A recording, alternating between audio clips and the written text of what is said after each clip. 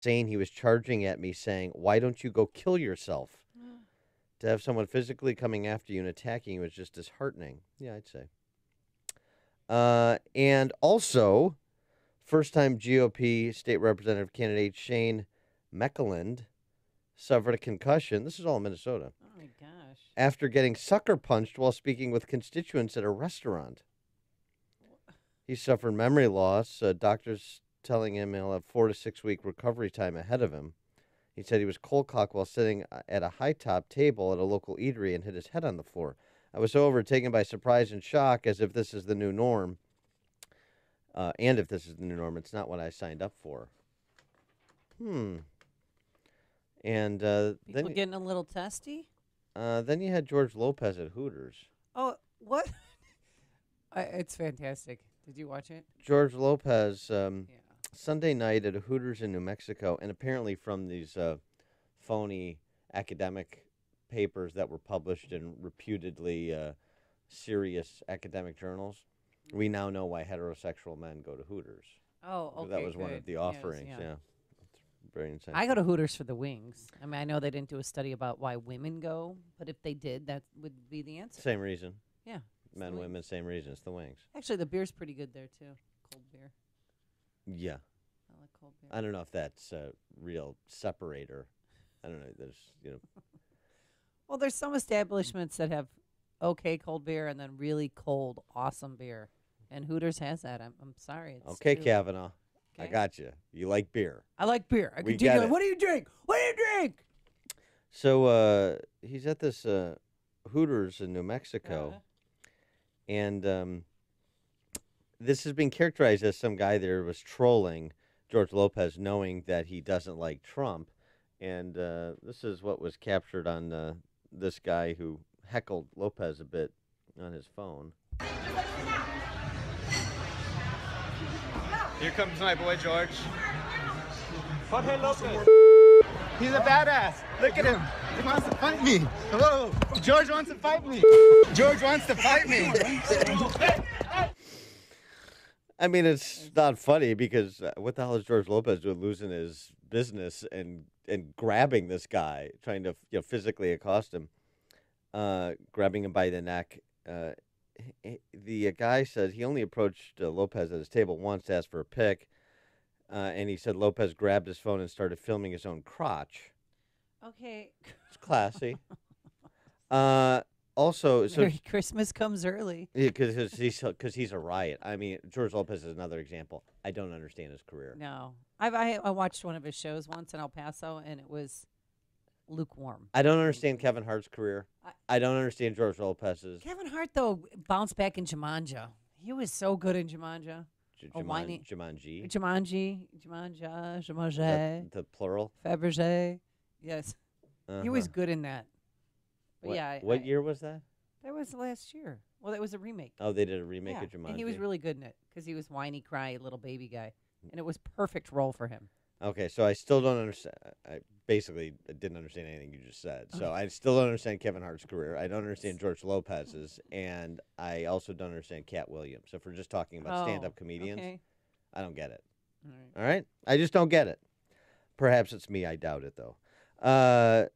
Lopez, or this guy says of Lopez, the guy said on the count of three, say "Make America Great Again." And this guy says he was just sort of having it on with Lopez because he knows he hates Trump. This guy says that he's a Democrat. He's a registered Democrat. The guy that videoed They him and sort of videotaped baited him? him. Yeah, a little jumpy in the closing days of the campaign, or just frankly, just even in the era of Trump's presidency. But it's all kind of silliness and fun until you see people in black bandanas covering their face, directing traffic in Portland, Oregon, and spilling out into the streets, in front of bars to have fights with. My mom's in Portland right now. She called me yesterday, and she said, I understand liberalism because I was born and raised in Chicago, but this is scary. She's like, this is militant out here. And if I told anybody there that I voted for President Trump, I'd be in fear for my life.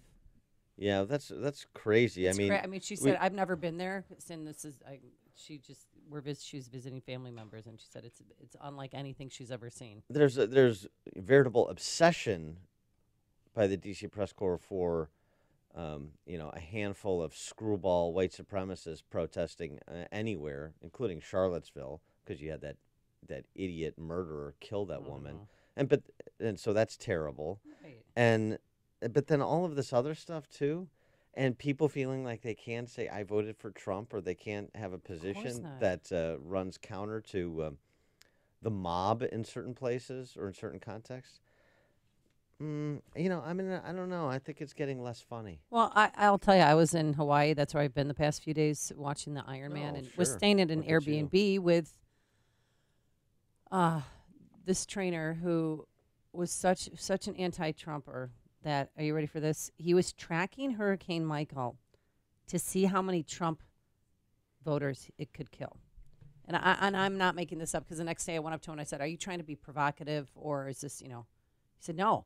He said, 11 are dead. I think, 10 or 11 are dead at this point. Sure, the number's going to go higher, but these are Trump supporters. We have to get rid of them somehow, some way.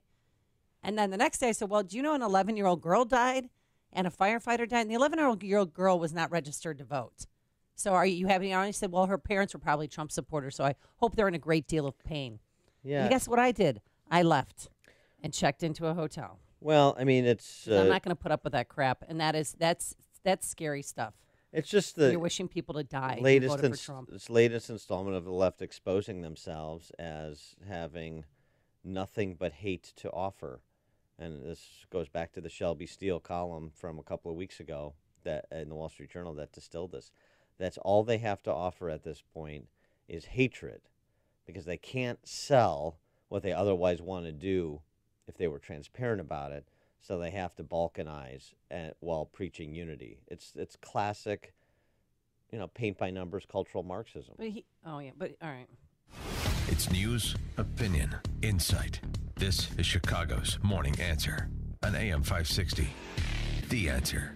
All right, if your roof's needy, you can call Crumweedy. Hey, Sean Hannity here. If your roof is leaky, if the shingles are curling, or if your roof isn't right after storms, then you need to call Crumweedy with roofing companies, and the difference is, of course, installation. Now, Crumweedy, they know that, and that's why they follow the manufacturer's specifications, so your warranty is totally intact, and many companies don't do that, and that could void your warranty. If you hate high-pressure sales tactics, not from Crumweedy. They give you good, better, best options. You make the choice, no pressure. Crumweedy is a roof that lasts at a fair price. Now, Mark Olson and Greg Olson of Crumweedy, they lead this third-generation family business that's been doing Chicagoland roofs since 1953. Now, they fix roof problems, so if your roof is needy, call Crumweedy. That's 630-595-8020. That's 630-595-8020. They're online, of course, at myroofisneedy.com.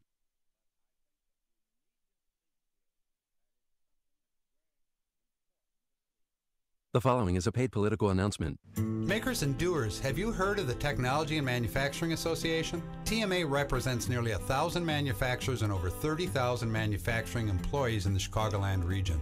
Headquartered in Schaumburg, TMA is a comprehensive resource for Midwest manufacturers looking to improve operations, strengthen their workforce, and grow their business. We strengthen our members by providing business support services, events, networking opportunities, and government advocacy. TMA is also a leader in training and education, helping our manufacturers develop the talent they need to grow and thrive. At our Schaumburg Training Center, our industry-leading instructors are providing hands-on training to prepare the next generation of makers. The TMA Education Foundation has donated over $1.5 million to area schools, providing young people with exposure to today's high-tech and high-paying manufacturing jobs. As a leading voice in an evolving industry, TMA cultivates and strengthens our members.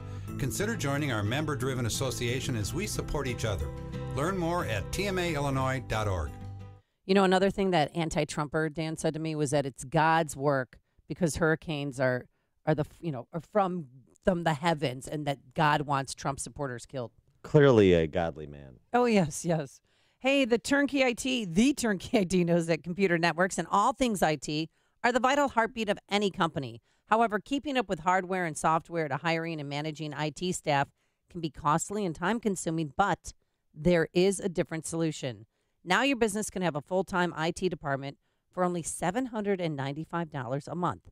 The turnkey all-in small business package, what you get is on-site remote support, monitoring of network resources, 365 hosting, cloud backup, antivirus, and so much more, plus new hardware every 4 years. Hey, where can you hire a reliable and highly capable employee for less than $10K per year?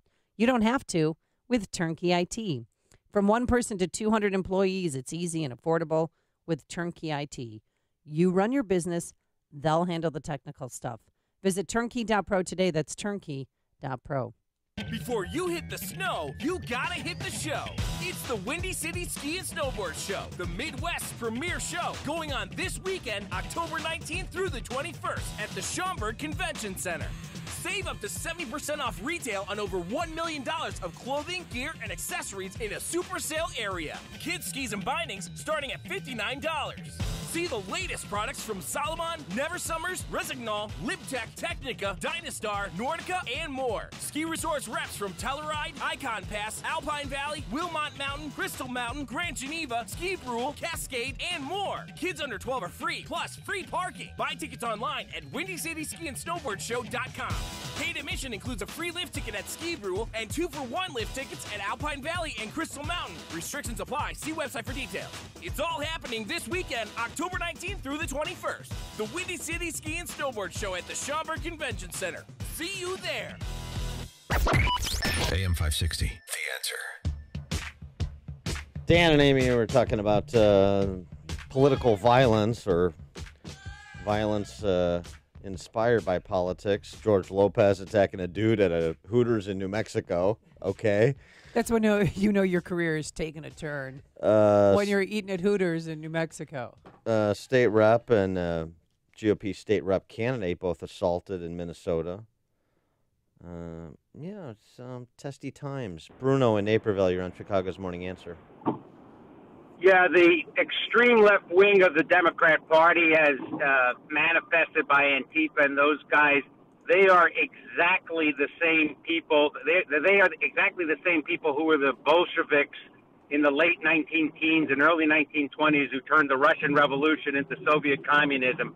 And people should have absolutely no doubt that if that group ever got into power, they would kill people who disagreed with them and who they felt were in between, in the way of creating the utopian society that they want. Thanks for the call, Bruno. I think it's concerning. I think it's always going to be a contact sport rhetorically, and things are going to be said. This is, people always think of, oh my gosh, the accusations flying. This has never happened in Illinois politics or Illinois politics or national politics. This is, a campaign that's been in the gutter. If you go back and look at presidential campaigns, go back to the 1800s, go back to the 1700s, and look at how what people were accused to each other of being in the context of running for office. So it's always been nasty. It's always going to be nasty. But has it always been physical like this? Well, I mean, Senator Susan Collins, her husband's, they're getting threats because of her Kavanaugh vote on an hourly basis. Yeah, I think there's when you have somebody attacking a United States senator while he's mowing his lawn. Yeah, it's a big deal. Or obviously somebody inspired by politics to open fire on a softball practice.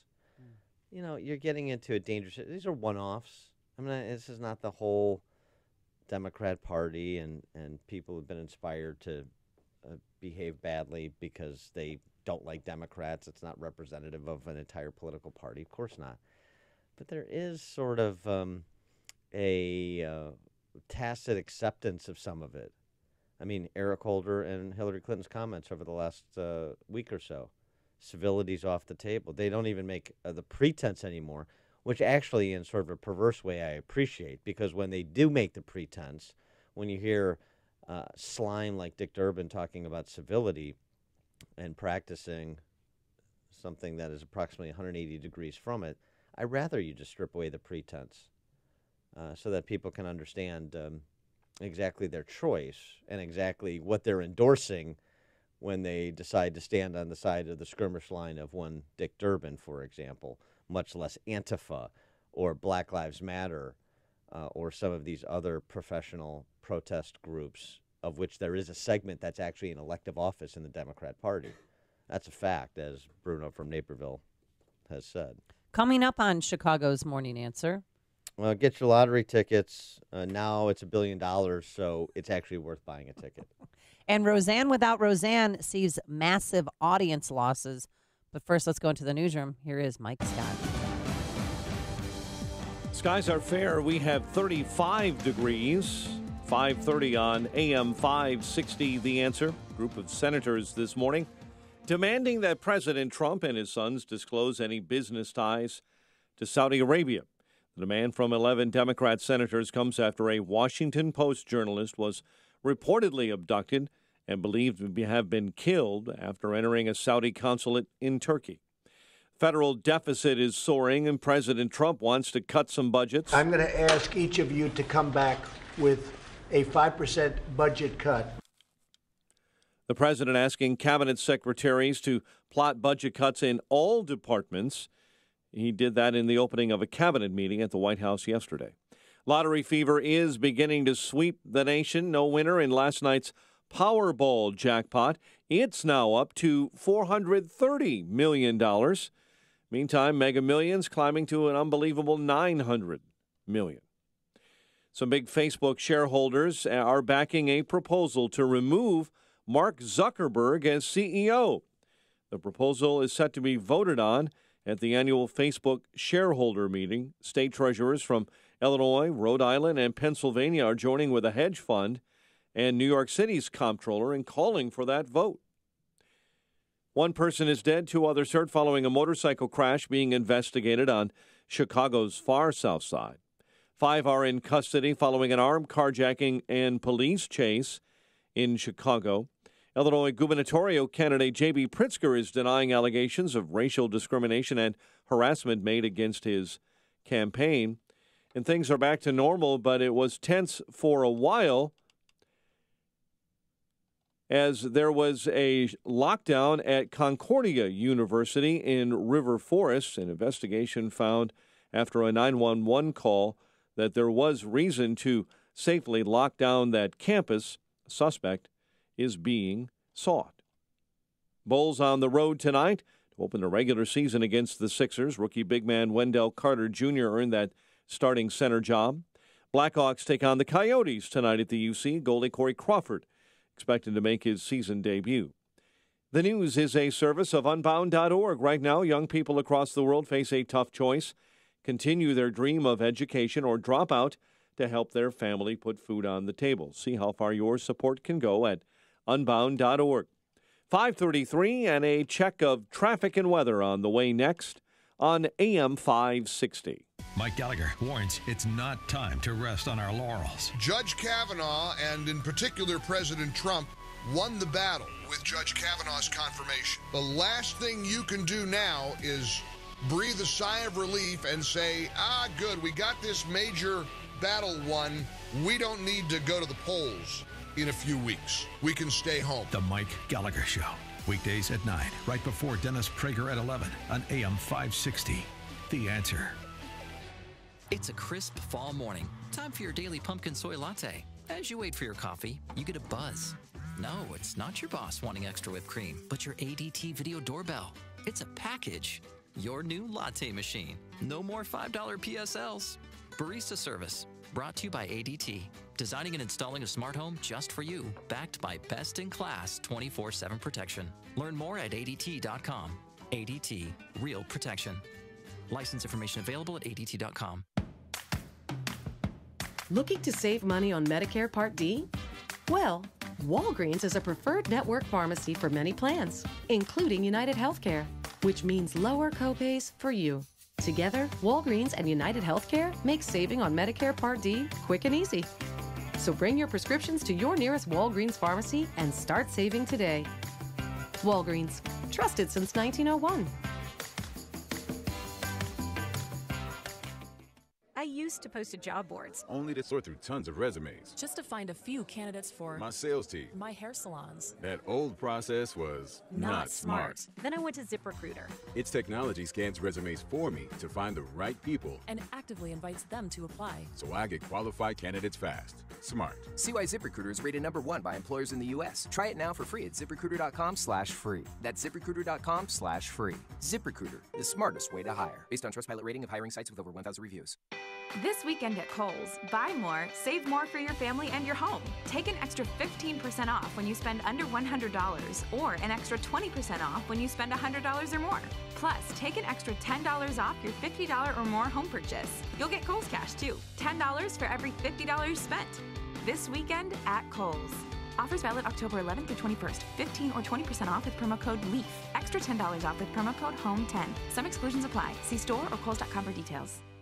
Check out the newest podcast from the Associated Press, Ground Game, hosted by AP's Meghan Crane. A weekly conversation about top political issues ahead of the upcoming midterm elections. Available on Apple Podcasts.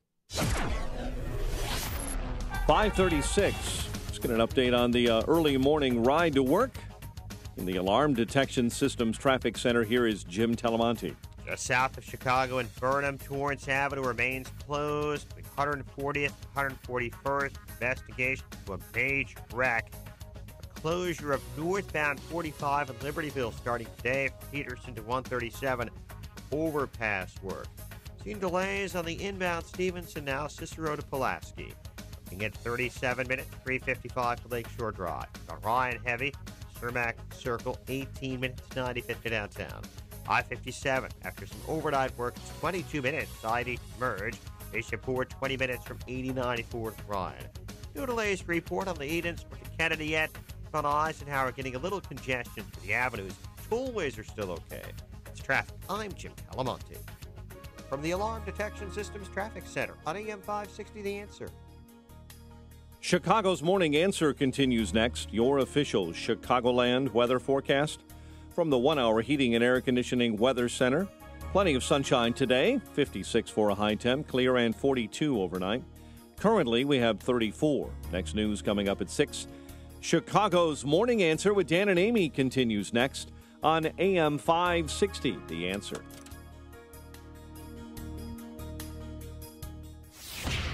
This hourly segment is brought to you by Turnkey IT, giving you the freedom to focus on your business while they handle the technical stuff.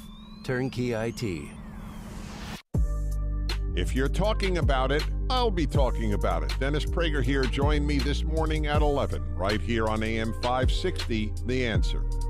Dan and Amy, we're talking about violence in our politics, getting beyond harsh words to physical contact. Chuck and Delavan, you're on Chicago's Morning Answer. The previous caller there, he was a little worried about the people like the Soviet Union people, the Bolsheviks that threw everybody and killed them. There is right now, north of the Cheddar Curtain, over 650,000 license holders that went into the woods to shoot Bambi last year, and I doubt if they just have one gun. I'm betting on my cheesehead friends up here. We have lefties up here in Wisconsin, but they're kind and gentle. They're not like the ones that are out in Oregon. Thank you. All right, thanks for the call, Chuck. Just, I'm worried about Wisconsin. Speaking of the midterms, I'm worried about Walker and Vukmir. Yeah, what does it look like for Walker so far with last polling? Walker's in trouble, and Vukmir's in real trouble. And we'll effort to get them on the show for closing arguments before November 6th. But, it's just one of those things with Walker. He's done such a great job, but there is political fatigue. Right, it's obviously he had a very contentious first couple of years with Wisconsin seemingly holding a special election every 5 minutes. I know, did you feel like that? So he weathered all those storms, and he and legislative Republicans have turned that state around. But that's 8 years ago now. It's his third term, and there's some fatigue, and the landscape isn't great, and. He left to go run. Not left, but he did run for president. Right. Tried that out. Took that for a spin. Right. So I just worry that there's some fatigue, and that may, it's seriously jeopardizing his chances for a third term. I hope it doesn't tube them entirely. And then I think, Vukmir had a very contested primary. Wisconsin's primary is a little bit later, and I think it's just taken a lot of time to kind of reorganize and refocus and and talk to the general electorate. And meanwhile, the power of incumbency, Tammy Baldwin has a pretty decent lead right now. So it's this is the thing. Hey, you don't like what's happened in Wisconsin for the last 8 years? You don't like how much that state's economy has improved? How much its education has improved and opportunities for quality education? I mean, what's not to like about what has happened in Wisconsin particularly when it comes to fiscal issues over the last 8 years? People get satiated and they, let's just try something new. Let's try something that's not working for a change, just to mix it up. But if they vote in a Democratic governor, are things going to go back to the way they were eventually? Well, what do you mean? Yes, there's very different policy visions. And so if you turn Wisconsin back over to the La Follette progressive left, then what do you think's going to happen? They're going to move to do what the left is doing around this country, which is move away from capitalism, be spendthrifts, as is their wont, so one sort of tied to the other, and advance cultural Marxist culture. Well, I mean, what do you think they're going to do? Where's the moderate Democrat in this country? That's true. Where is the moderate Democrat? And the person running against him is not a moderate Democrat. I don't know much about him. To Evers, he's sort of he's been around for a long time. He's in the education space, so it's isn't he an older gentleman? Teachers union flack. Isn't he in his 90s? No, he's not old. Not that old, but he's old. So I mean, is that where the innovation and creativity and dynamism is coming from? The public sector unions and their handpicked candidates like Evers in Wisconsin? Is that where it's coming from? I mean, but have they learned nothing from watching Illinois and watching Illinoisans flee to Wisconsin because of bad public policies that we have here? That's what's amazing to me. It's remarkable. I agree. I completely agree. They're more focused, like we are here, I guess, on billion-dollar lotteries.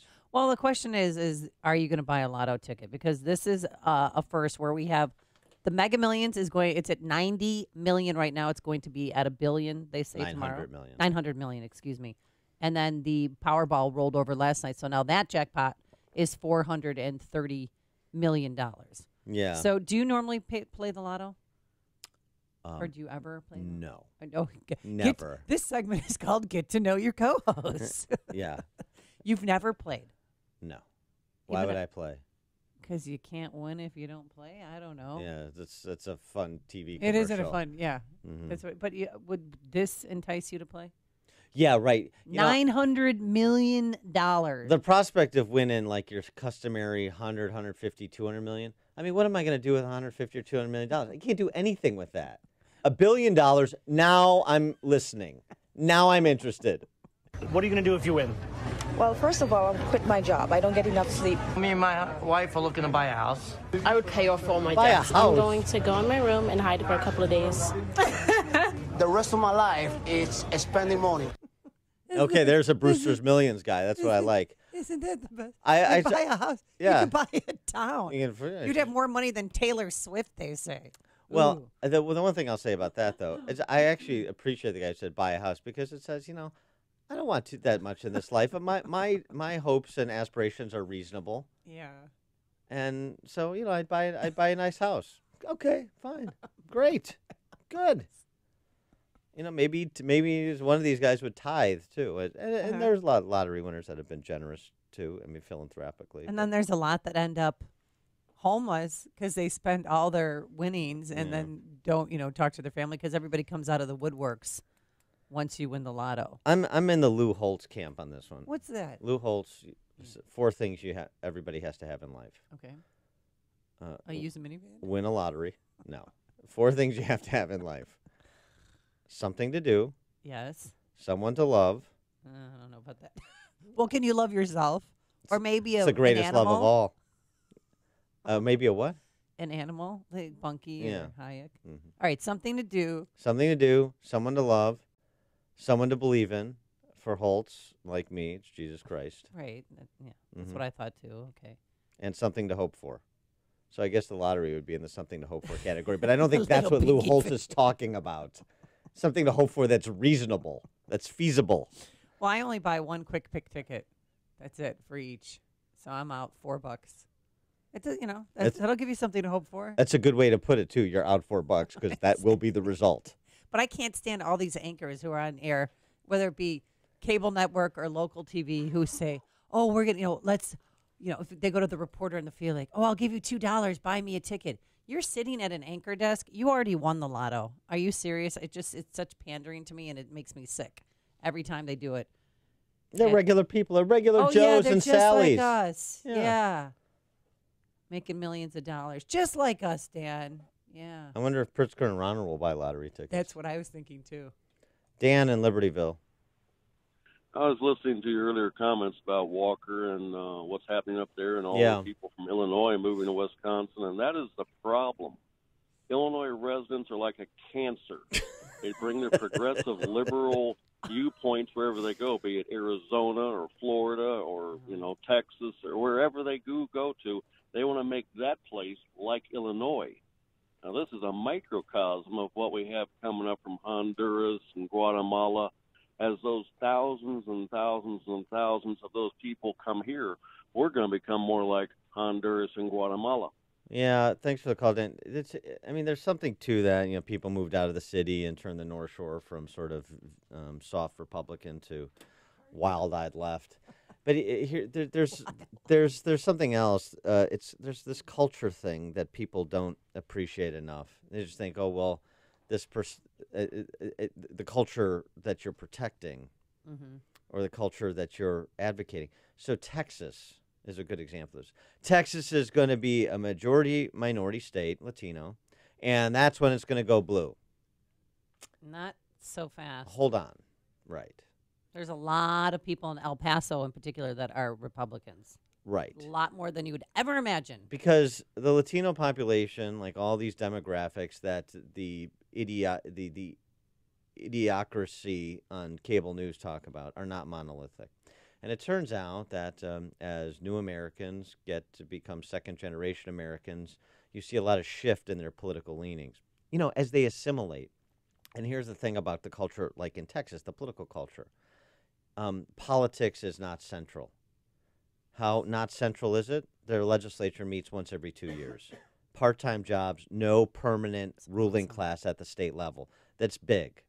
And so people that come to Texas assimilate into the political culture there, which is individual-centric, the Republic of Texas, independent, and self-sufficient. And so it doesn't, so I don't fear, nor should, and nor do I think a lot of Texas Republicans, it will become majority Latino state. It may happen. And so, fine. Then the Republican Party in Texas will become a majority Latino party. Fine. Great. That's the difference. So we always look at demographics and we say, look at this demographic and look how they vote. And that demographic is never really spliced out like it should be to see differences in voting patterns between different ethnicities, between, when you're talking about immigration, new Americans and second and third generation Americans versus first generation Americans. And so it's a much more complicated picture. But it all goes back to culture. What is the political culture under which you're suffering or thriving? And obviously we're suffering here because we've got a kleptocracy, and Texas is thriving because they don't, because they're not government-centric the way Illinois is. So I wish we would spend more time talking about our poisonous political culture than individual demographics that just fold into the poison, that just get poisoned like everybody else has been poisoned. And so the Wisconsin problem, there's Illinoisans that are fleeing here to go to Wisconsin. But there's also Illinoisans fleeing here to go to Indiana. And I don't see Indiana's political culture changing all that much. The Donnelly-Braun race notwithstanding, however that shakes out, I just don't see it changing that much. So I just think there's a deeper thing there. And don't forget, I mean, that's been the big indictment of Illinois. Walker and Republicans can get elected and turn Wisconsin around in a state with a much deeper hard left tradition, La Follette progressivism, for goodness sakes. I mean, I know it's the birthplace of the Republican Party too, but I mean, really, in terms of political culture, this discussion, La Follette is more dominant. And we can't do that here? Of course we can. But Walker and Republicans charted a different course for the Republican Party, building off the success 20 years earlier of Tommy Thompson's tenure. And we have done nothing of the sort. And that turns out to matter.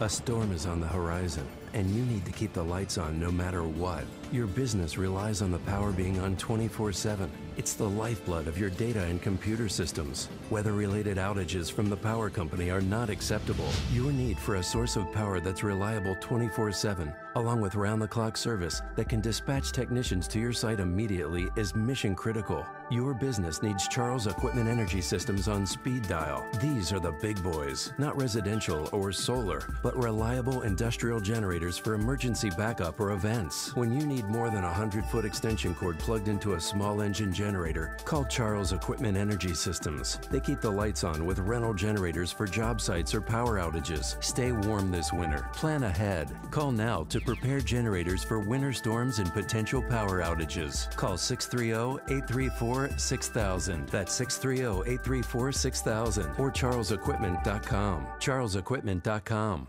All right, we got a brand new wheat sub here. One grain bread. Do I hear any takers? One grain bread. All right, what about two grain bread? Let me get a taker for 2 grain. What about you, Jimmy John's? It's a firm head shake. No from Jimmy John's. How about 3 grain sub bread? 3 is not enough. How about 4 grain? Who wouldn't want 4 grains? Jimmy John's still a no. Let's go 5, 6, 7, 8. Want to make it rain? 8 grain. Jimmy John's still a no. All right, what about 9 grain wheat bread? Wheat, yeah, we'll take it. That's Jimmy John's new 9 grain wheat subs. Going once, going twice. Sold. Try our new 9 grain wheat sub. Jimmy John's. Wheat, yeah, freak, yeah.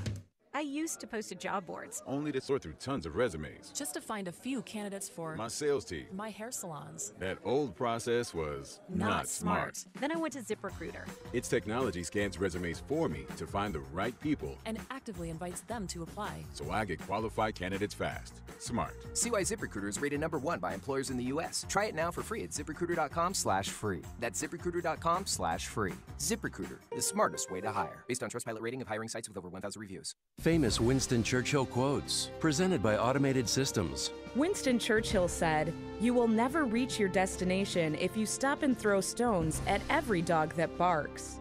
That seems like a timeless bit of common sense advice. I know you support companies that share your conservative values. For FDA-regulated staffing needs, Automated Systems provides top talent, from experienced quality control and quality assurance engineers to top validation and compliance experts. Depend on Automated Systems. Hiring the best is critical to success. ASI Resources are all degreed professionals with decades of experience in manufacturing, automation, and FDA compliance. That's why ASI is retained by all of Chicagoland's Fortune 500 life science companies to successful startups. For a staffing evaluation, call Laz at Automated Systems, toll-free 844-HIRE-ASI, or visit automatedsys.com. Hey guys, Ken here from the hit podcast Today's Growth. We all know increasing revenue's tough, but did you know that 100% of main sources of income fail?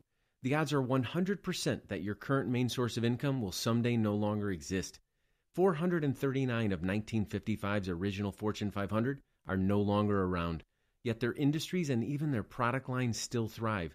What happened to these companies? Simple. They didn't believe that 100% of main sources of income fail. They never added a second revenue model. For years, my friends at Income Store have helped both households and businesses build second, third, and even fourth revenue streams. When it comes to helping people create their next revenue model, both Forbes and Inc. recommend Income Store as a can't miss. Could your household or business use an additional revenue model that doesn't solely depend on you? If so, you need to check out IncomeStore.com. That's IncomeStore.com. PowerSwabs.com. This is John Greenhut, and if your teeth are stained from coffee, tea, or smoking, PowerSwabs is the answer. In 5 minutes, you'll see 2 shades whiter teeth, and in 7 days, 6 shades. Even better, there's no messy strips or trays that you'll have to leave in your mouth for an hour. Just swab your teeth for 5 minutes, and you're done. To try PowerSwabs, call 1-800-679-0969. Your bright white smile will have your friends talking about how great you look. Try it risk-free. 1-800-679-0969. That's 1-800-679-0969. Are you looking for senior care for your mom or dad but don't know where to start? Hi, I'm Joan London with The Place for Mom. Nobody knows your parent or loved one better than you, and nobody knows senior living better than the experts at A Place for Mom. It's a free service, and we've helped thousands of families find the right place for their mom or dad. There's a place for answers, A Place for Mom. Call today. Call A Place for Mom at 1-800-379-1174. That's 1-800-379-1174. If you're self-employed and purchase your own health insurance, I have some good news. From now until December 15th, you cannot be denied coverage based on a pre-existing condition, and depending on your income, you may find a more affordable plan. And this year, thanks to President Trump, if you're healthy and your income is too high to qualify for a subsidy, there is a new and competitive non-Obamacare marketplace where premiums are much lower and the PPO networks include access to our teaching hospitals in Chicago. Employers who provide small group coverage also have new options, and so do seniors looking for Medicare supplement coverage. Call me. I can help. If you're tired of calling a bureaucrat at an 800 number to help you navigate Obamacare, then you need a local expert on your side. Your own health insurance mentor. C. Stephen Tucker from healthinsurancementors.com is someone I know and trust. He's a 20-year licensed broker who's been educating our listeners for 7 years. Steve, how can our listeners get in touch with you? Thanks, Dan. They can visit healthinsurancementors.com or call me directly at 630-674-1551. AM 560, The Answer. I still can't believe that you're not going to buy a lotto ticket. I got a text message from my neighbor saying it's going to be $1 billion. What's $2? Is that just buying into the system? Yeah, it's the principle of the thing. I mean, why would I, again, I would ask the question, if I pay no attention to it when it's $200 or $300 million, why would I pay attention to it when it's $1 billion? What's the difference except the odds continue to deteriorate? Except I have a better chance of being eaten by a shark twice and struck by lightning. Exactly. 1 in 292 million of a chance to win. Yeah. Yeah. I know, but if you don't win, you can't. No, you can't play, you don't win, or you can't play. You win, you play. Win, you play. You show. But would you come to work if you won the lotto? I go back to Lou Holtz. People need something to do. Something to love. Something to love myself. Someone to believe in, and something to hope for. Okay. I hope for Scott Walker and Leah Vukmir's reelection, or Scott Walker's reelection and Leah Vukmir's election in Wisconsin. Okay, it's one of the places I'm considering relocating to.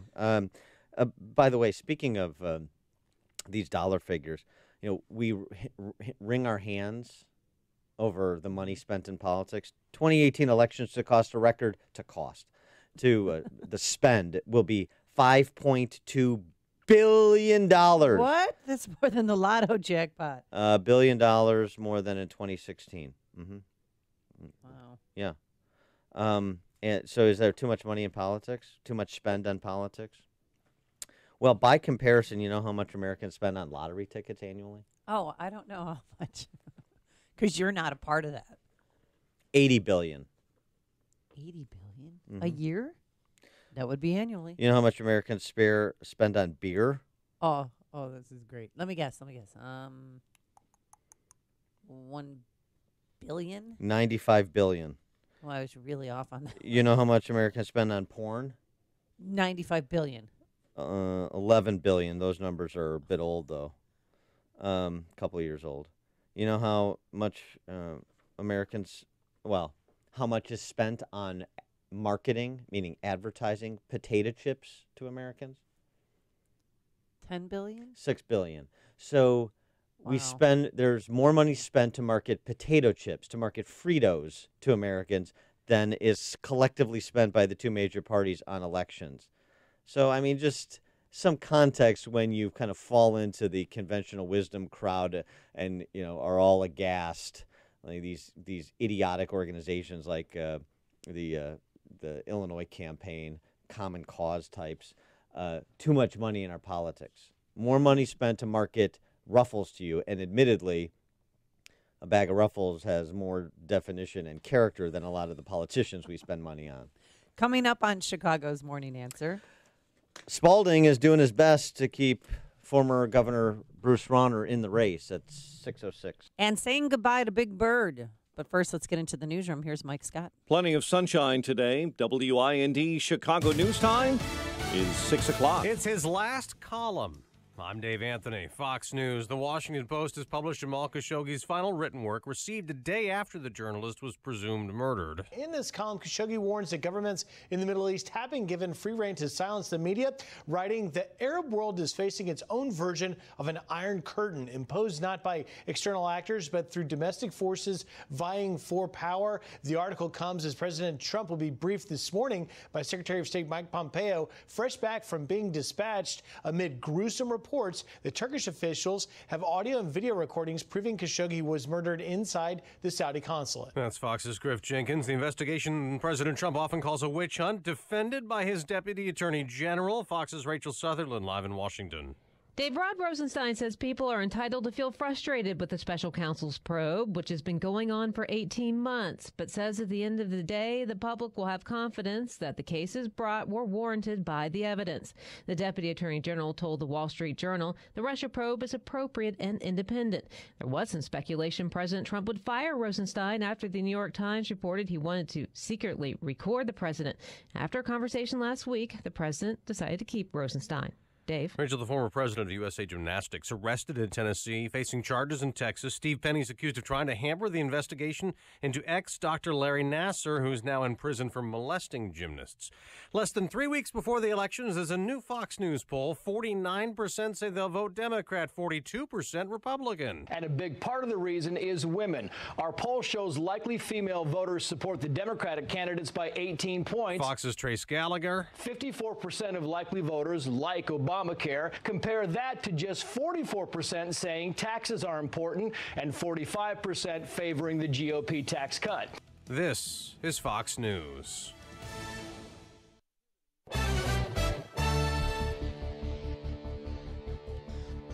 In Chicago, 35 degrees at 6:02 on AM 560. The Answer, good morning. I'm Mike Scott. One person is dead, two are hurt following a motorcycle and car crash on Chicago's far south side. That cycle collided with another vehicle early this morning near Torrance and 141st. 5 are in custody following an armed carjacking and police chase. Authorities say a woman had just parked her SUV early this morning in the 5800 block of North Winthrop Avenue when a group of men stole her keys and then stole the vehicle. Officers later spotted that SUV and began following it until the pursuit ended. Suspects ran away but were soon caught by police. U.S. Education Secretary Betsy DeVos makes a visit to Harper College in Palatine. The Republican will be touring the school's apprenticeship program.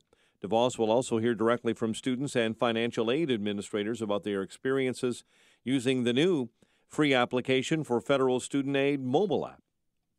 Illinois Governor J.B. Pritzker denying allegations of racial discrimination and harassment made against his campaign. Juliana and I are really, we've made as a centerpiece of our campaign diversity and inclusion, and we're going to have the most diverse administration in the history of the state of Illinois. Republican incumbent Governor Bruce Rauner called the suit troubling, adding the accusations should be investigated.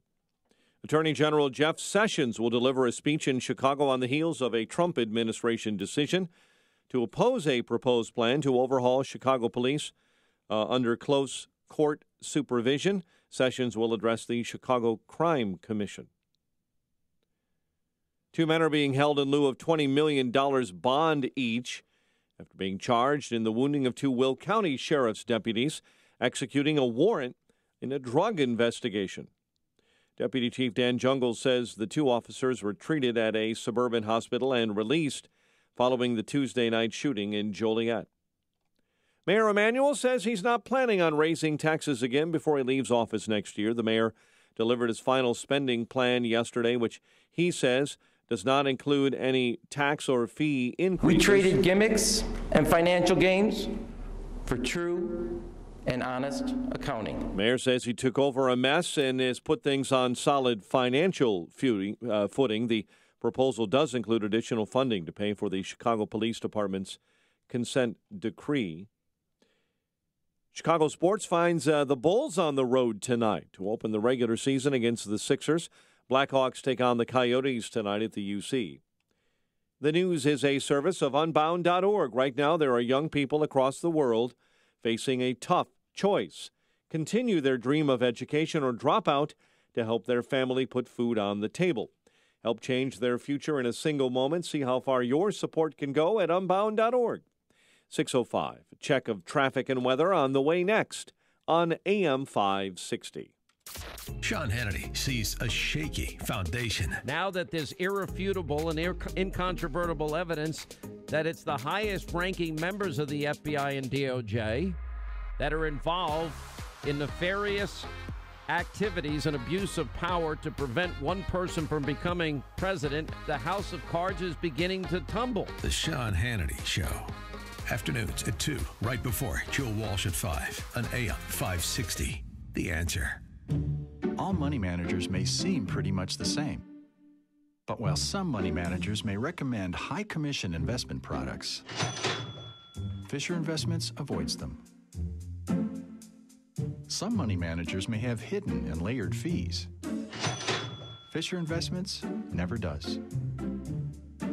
And while some money managers are happy to earn commissions from you, whether you do well or not, Fisher Investments fees are structured so we do better when you do better. In other words, we're structured to be on your side. Maybe that's why most of our clients come to us from other money managers. Talk with us and find out why so many experienced investors are switching to and staying with Fisher Investments. Fisher Investments, clearly better money management. Investments in securities involve the risk of loss. Visit us at FisherInvestments.com to find out what we can do for you. The following is a paid political announcement. Radical protests storm Washington. Far left extremists demanding their way or the highway. And you don't give power to an angry left-wing mob. Standing with them, Senator Joe Donnelly. Donnelly says he's one of us, yet time after time he stands with them. Voting against Brett Kavanaugh to be on the Supreme Court. Voting against President Trump's historic tax cuts. And Donnelly claims to be full of common sense. But he voted for the reckless nuclear deal with Iran that makes us less safe. Senator Donnelly, he just isn't who he says he is. Mike Braun is a political outsider, job creator, and doer.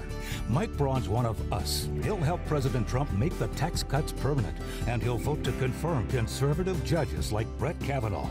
On Election Day, stand with Mike Braun for Senate. I'm Mike Braun, and I approve this message.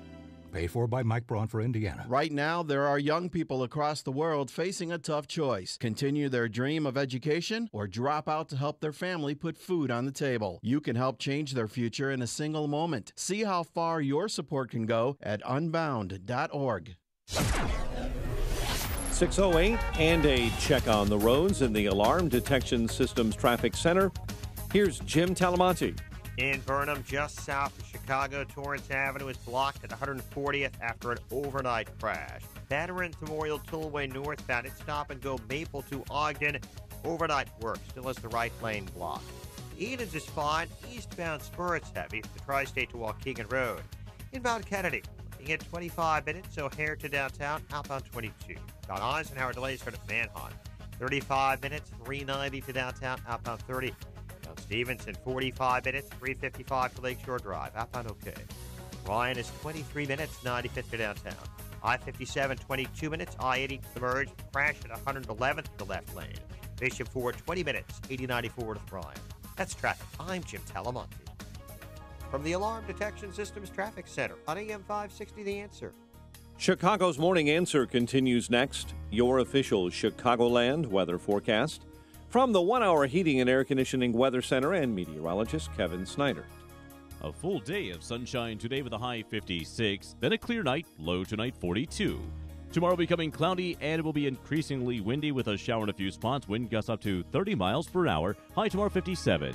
I'm Kevin Snyder on AM 560, The Answer. Currently 34 at O'Hare. Next news coming up at 6:30. Chicago's Morning Answer with Dan and Amy continues next on AM 560, The Answer. This hourly segment is brought to you by In the Know with Wealth Management Group, hosted by Craig Bolanos. Heard Sunday mornings at 10. This is Chicago's Morning Answer with Dan Proft and Amy Jacobson on AM 560. The Answer.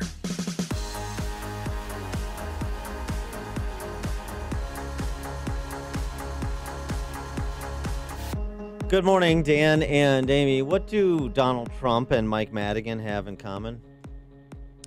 A lot of power, money. The majority, I don't know. In an Illinois context, neither one of them is going to lower your property taxes. Trump, because that's not in his purview. Madigan, because that's not in his interest. And I just wonder, now that we're just over 2 weeks out from the midterms, are people in the suburbs connecting the dots?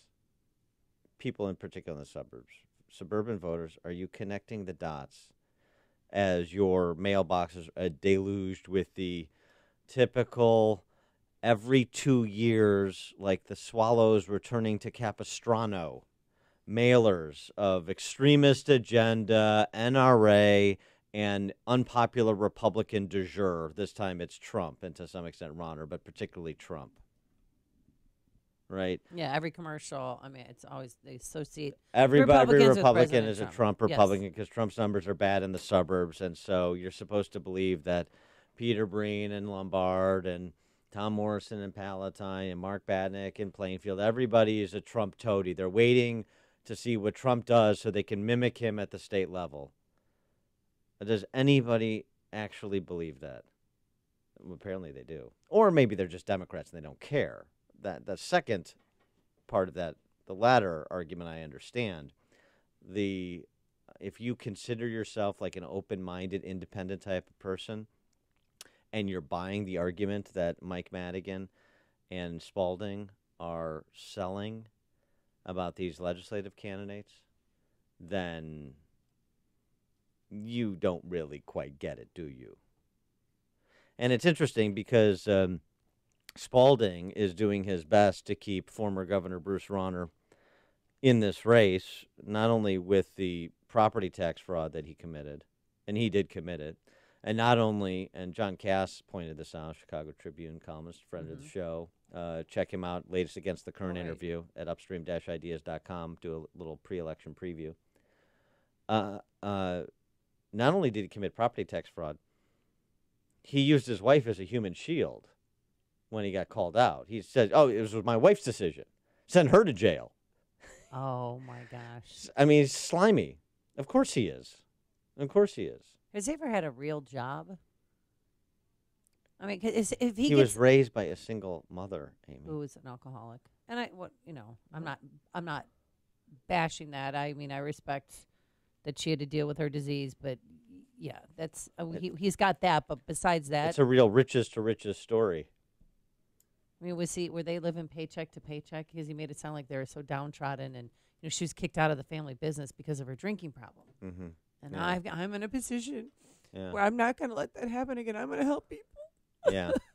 Yeah, it's not exactly the most compelling Horatio Alger story I've ever heard. I'll just put it that way. Because if he gets elected governor, which is looking like that, he's going to be a mascot.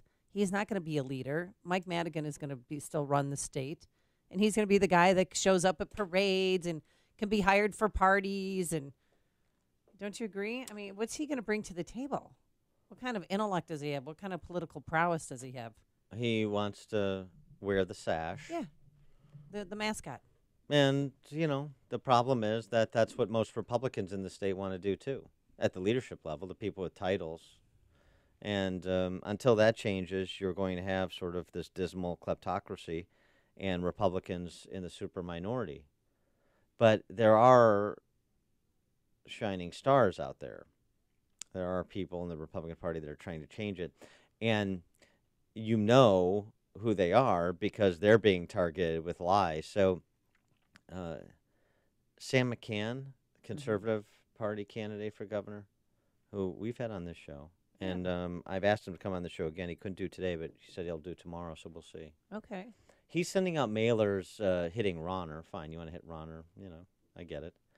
And then also saying, don't vote for Ronner Rhinos, Republican in name only, like Tom Morrison in Palatine. Why did he lump Tom Morrison in there? Here's what I think is happening. He's being backed by Operating Engineers Local 150. Operating Engineers Local 150 is folded completely in with Madigan, and so they're using Sam McCann as a conduit to hit Tom Morrison to help Mike Madigan pick up and pick off suburban seats.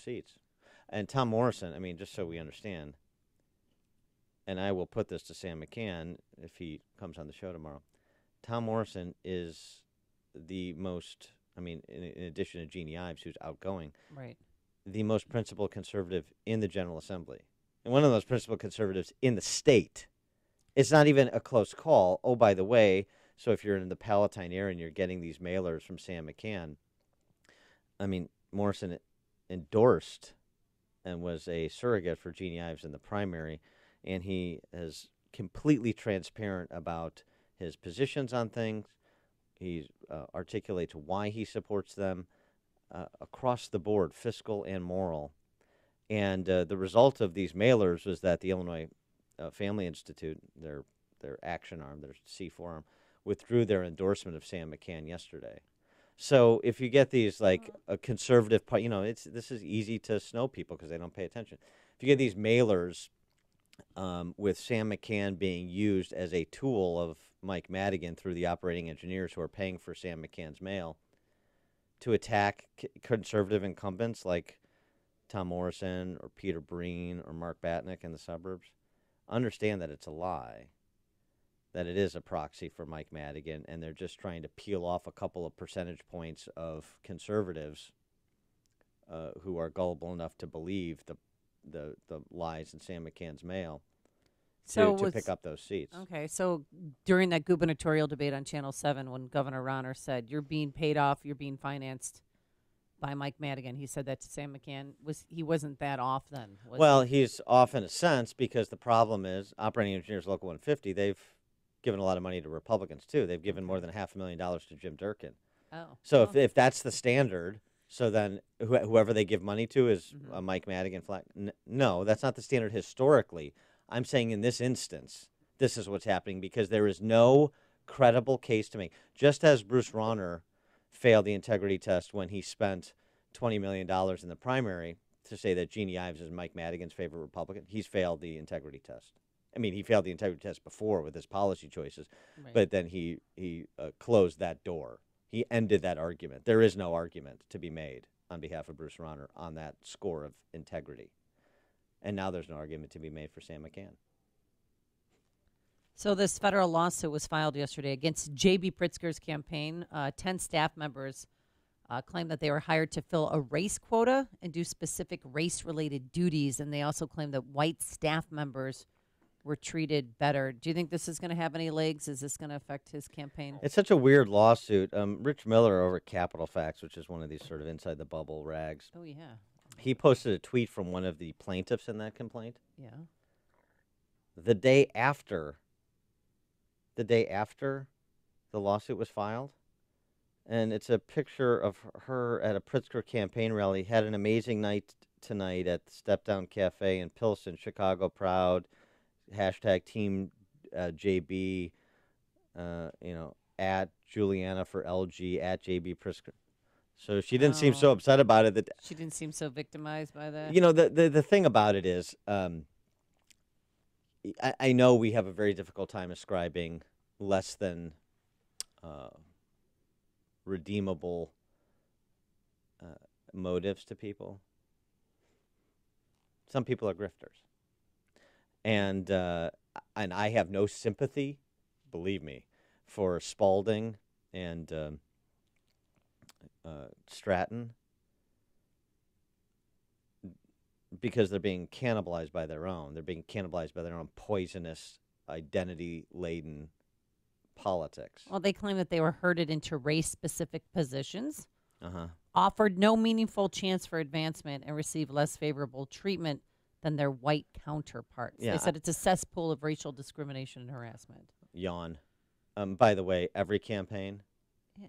as far as every campaign at that level, every office at that level has African-American liaison, Right. Latino liaison. Lisa Madigan's office had it. Yeah, every And the every previous campaign governors has have had it. Right. So, I mean, this is the idiocy, the intellectual depravity of identity politics. And the fact that it's being visited upon Pritzker and Stratton is called karma. Well, Governor Ronner, they asked him, were you instrumental in having these people file the lawsuit? He used the language of racists in that phone call, and he was on tape. Was the wrong bite. But he said, no, he had absolutely nothing to do with it, and he has had his nose out of that campaign. It's happening in the city, too, the cannibalization. It's sort of fun to watch. Maybe some people have to learn some hard lessons. Pat O'Connor, 40th Ward Alderman. Yeah. One of the candidates running against him is of Nigerian descent. And O'Connor is being accused of being a racist because he's criticized a flyer that his opponent, his name is O'Carey, put out that that sort of promotes Nigerian political power. O'Carey responds that, guess what? There are different constituencies across the city of Chicago. Every single one deserves political power. And then O'Carey called O'Connor racist. The moderator of this candidate forum where they were both at, where this came up, after the forum, tweeted that Alderman Pat O'Connor is a racist troll who is morally unfit for public office for accusing his Nigerian American opponent of not being for the community but for Nigerians. I mean, it's all self-inflicted wounds. I just hope that there's enough survivors of identity politics to push back against the identity politics predators. And that's what these people are. Mark in Des Plaines, you're on Chicago's Morning Answer. In this discussion this morning, I just wanted to mention Marilyn Smolinski in the 55th District. I mean, Marty Moylan is the biggest shill for Madigan, and he always votes with him on every issue. Marilyn comes along. She's a non-politician, just a regular mom, like you, Amy. Come on. I mean, most people don't want somebody who holds up their fist and says, who do we like? Mike, like in that video that's been going around on the internet. And really, that's what Moylan is. He just votes with Madigan, lockstep every time, and that's where we are. And it's just ridiculous. And I just wanted to give Marilyn a shout out because she's trying to change this. And there's so many people here. Look, it's hopeless unless we get new people in there who are. And Maryland's for term limits, Yeah, all right. Thanks for the call, Mark. Appreciate it. Yeah, Can we have Smolinski. Marilyn call in? Smolinski is a candidate I'm backing, so in the interest of full disclosure. And she's fantastic. And this is it's just you put the question to people. Just put the question to people. In Park Ridge and Des Plaines and a part of Elk Grove, that's the district that Mark in Des Plaines is talking about. That's the district. I mean, do you like what's going on? You think Marty's a good guy because he, rides his bicycle to your block party and then goes down to Springfield and does Madigan's bidding?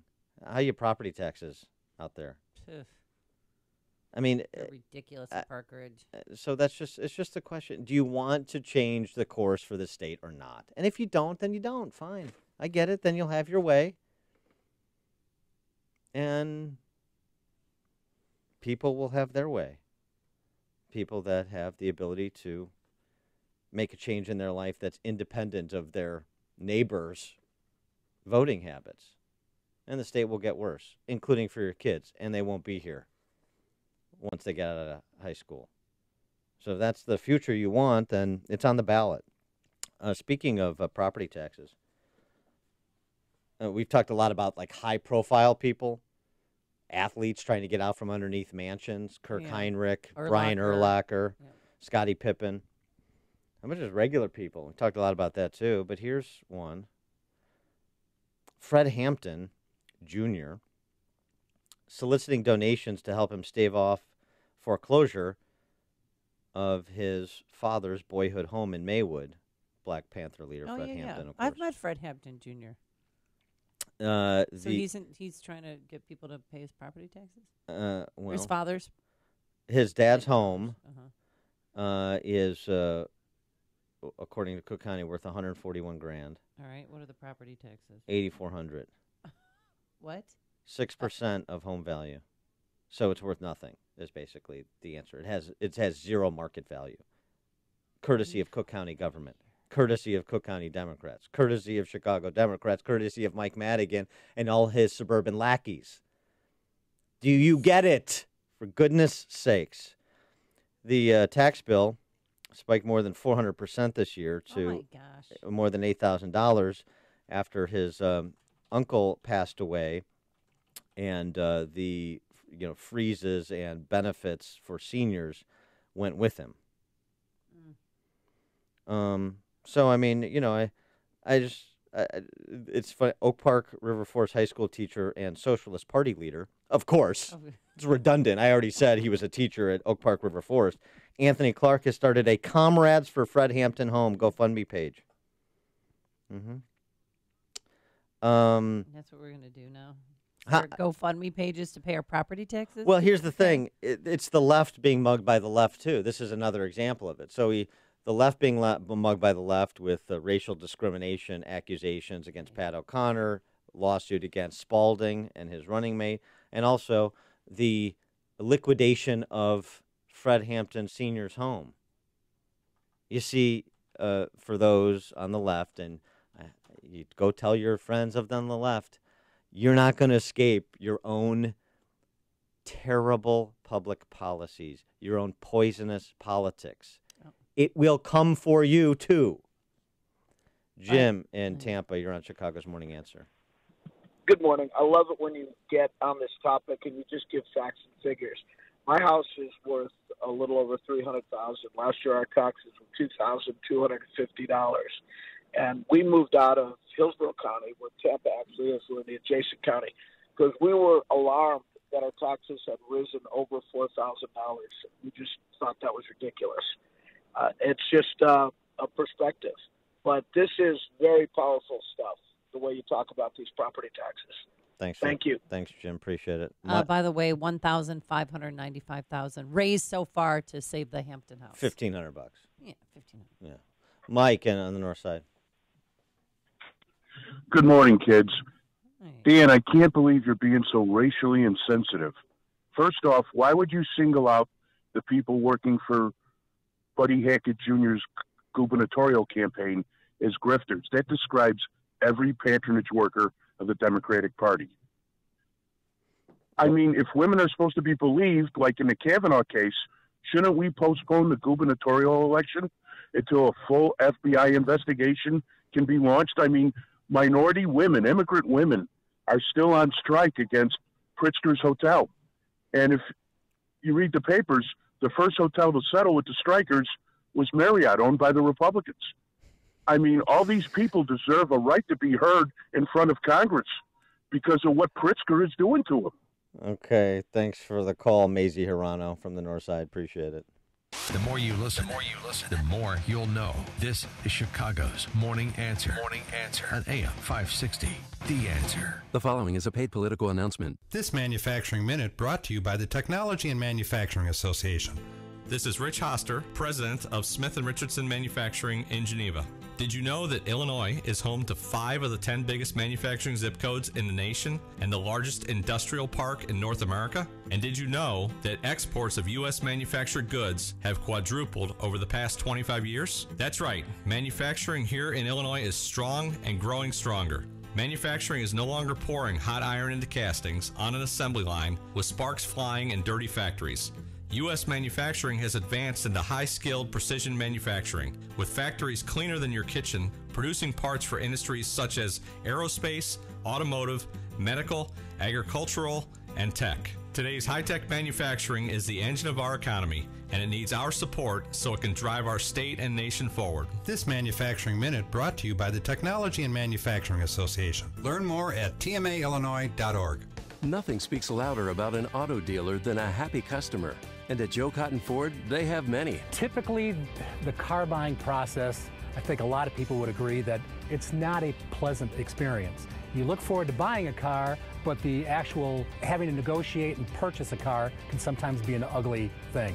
And the one thing that I've always had here in 19 years, every time we purchased a car, it's been a pleasant experience. Another reason why folks keep coming back to Joe Cotton Ford. This month is Truck Month at Joe Cotton Ford, where you can save thousands on your favorite trucks and SUVs. Now's the time to get into a new 2018 Ford F-150, once again chosen as Motor Trend Truck of the Year. Joe Cotton Ford has hundreds in stock ready for delivery. No hype and no pressure. It's why generations of customers keep coming back to Joe Cotton Ford. Get to Joe Cotton Ford today and save big during Truck Month. Gary and North Avenue in Carroll Stream, or at joecottonford.com. joecottonford.com. Did you know that studies have shown that we need over 10 servings of fruits and veggies every single day? If you're like me, it's hard to find the time and money to prepare and eat all of those fruits and vegetables. Who can do that? Yet we know that proper nutrition can prevent health problems, give us energy, and help us heal faster. Balance of Nature has spent over 20 years researching and delivering solutions to this problem. We can ensure that you consume over 30 different fruits and veggies every single day. Our capsules are filled with 100% real whole foods. There isn't a single thing added to Balance of Nature products. They're pure. We spent an incredible amount of time on the quality of our products. We do this for you. We do it for our own families. Give yourself a break and give your body what it needs. Call now to receive 35% off your first Balance of Nature order. Call 1-800-2468-751 or go online to balanceofnature.com. Use promo code Chicago. AM 560, The Answer. Coming up on Chicago's Morning Answer. When will the Turks release those audio tapes of the alleged torture and murder of Jamal Khashoggi? We'll discuss with Lieutenant Colonel James Carafano at 6:36. But first, let's go into the newsroom. Here's Mike Scott.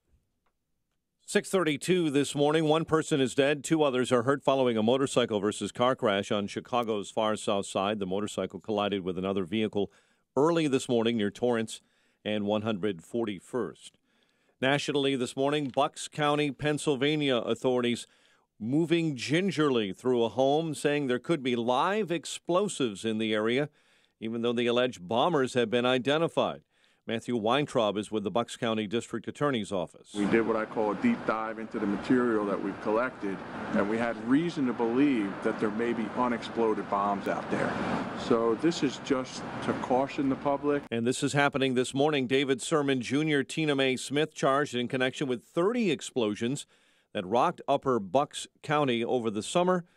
Officials say they don't believe there have been any explosions since the suspects were arrested.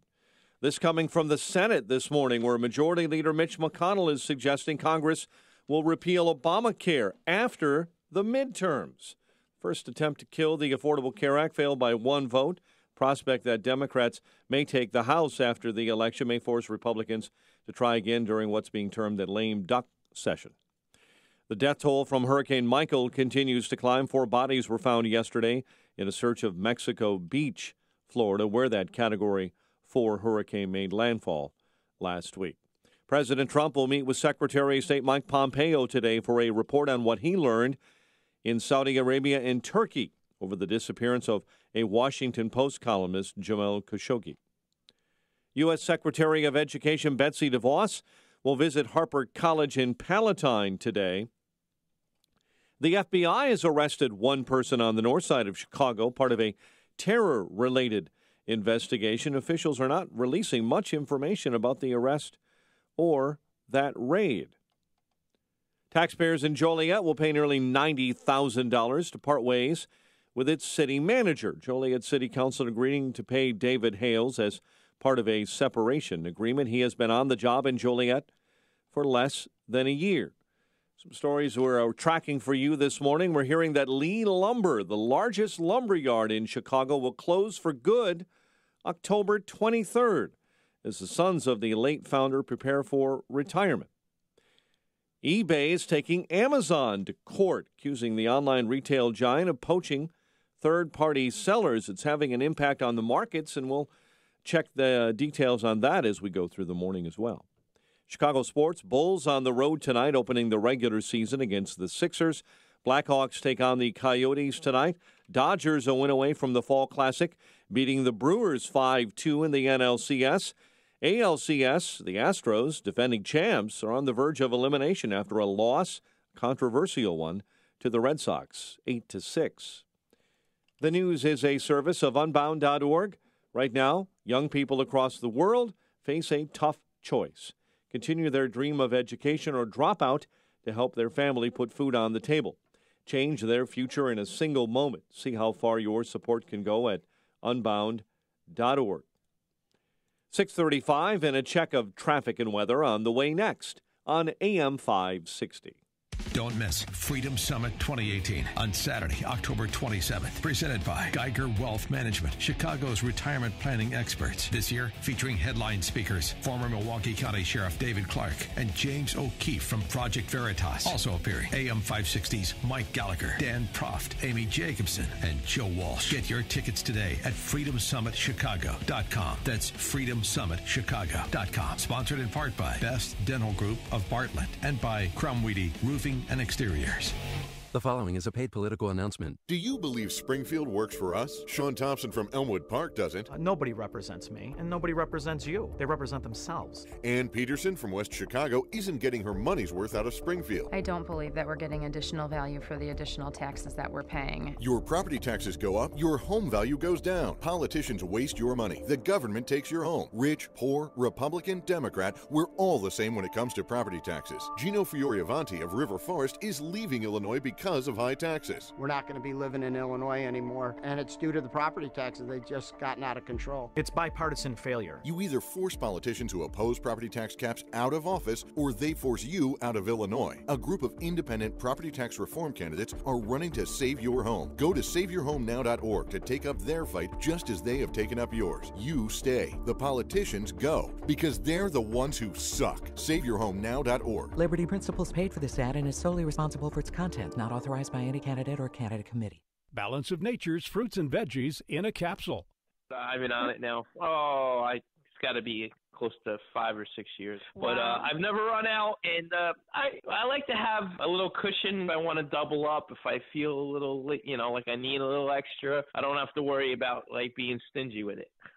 I'm 54 years old, but anyway, 9 years ago, almost 10 years, it'll be 10 years this December 6th, and I went to work one day. I went, and I thought I had a sinus headache for a few days, but I had a massive brain aneurysm, hemorrhage of the brain, and a stroke right at work, and I was on my deathbed. I was on a respirator in a coma for 35 days in the brain trauma unit of the hospital in New Jersey, and the only reason they even tried to save my life was because I was 44 at the time.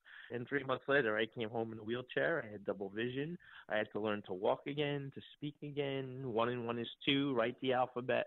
My body's been through a lot. And, I used to be in bed for most of the, if I went out and did a little something, I'd come home, I'd be in bed. Now, I'm up by 5:30 in the morning, and I go to the gym.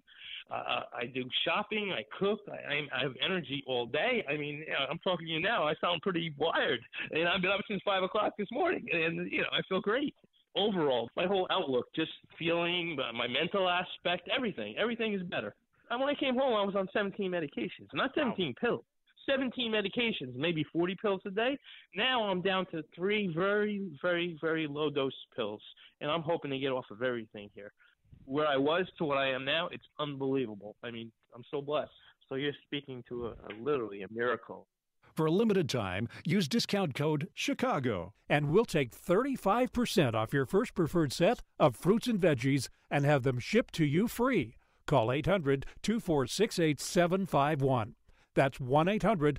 888-246-8751 or go online to balanceofnature.com and use discount code Chicago. Check out the newest podcast from the Associated Press, Ground Game, hosted by AP's Megyn Crane, a weekly conversation about top political issues ahead of the upcoming midterm elections. Available on Apple Podcasts. It's 6:39 on AM 560. Time for a dry basement in a healthy home. Time to call Permaseal, 800-421-SEAL. Time to check the roads. And in the Alarm Detection Systems Traffic Center, here's Jim. Inbound Edens Expressway delay start at Gulf Road. It's 27 minutes. Lake Hook to Montrose, outbound 19. Eastbound Spur, it's heavy from the Toll Plaza to Waukegan Road. Mount Kennedy, 37 minutes. O'Hare to downtown. 17 from Montrose, 14 in the Express, outbound 28 to the airport. Inbound Eisenhower, 50 minutes, 390 to downtown, outbound 31. Stevenson, 58 minutes, 355 to the drive, outbound 36. Ryan is 29 minutes, 95th to downtown. I-57, 30 minutes, I-80 to the merge, Bishop 425. Northbound Tri-State, bottled up Cicero to 95th, crash to the left lane, then from the Reagan Tollway most of the way to Balmoral. Northbound Veterans Memorial, it's tight, 63rd to the Reagan Tollway. That's traffic. I'm Jim Talamonte.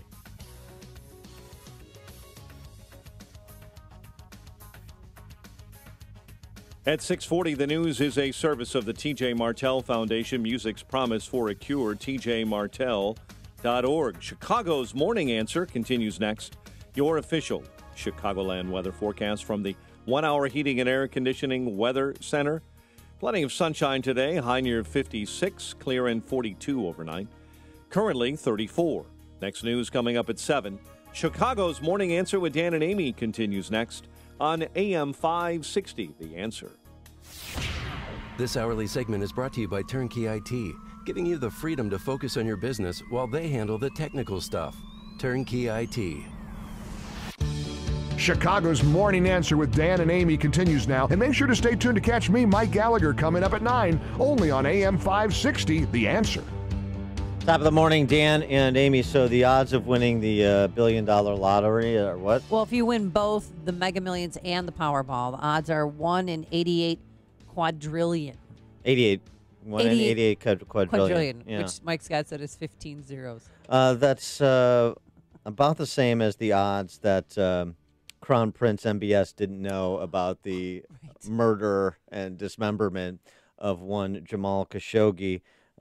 Still dealing with this issue is the Trump administration.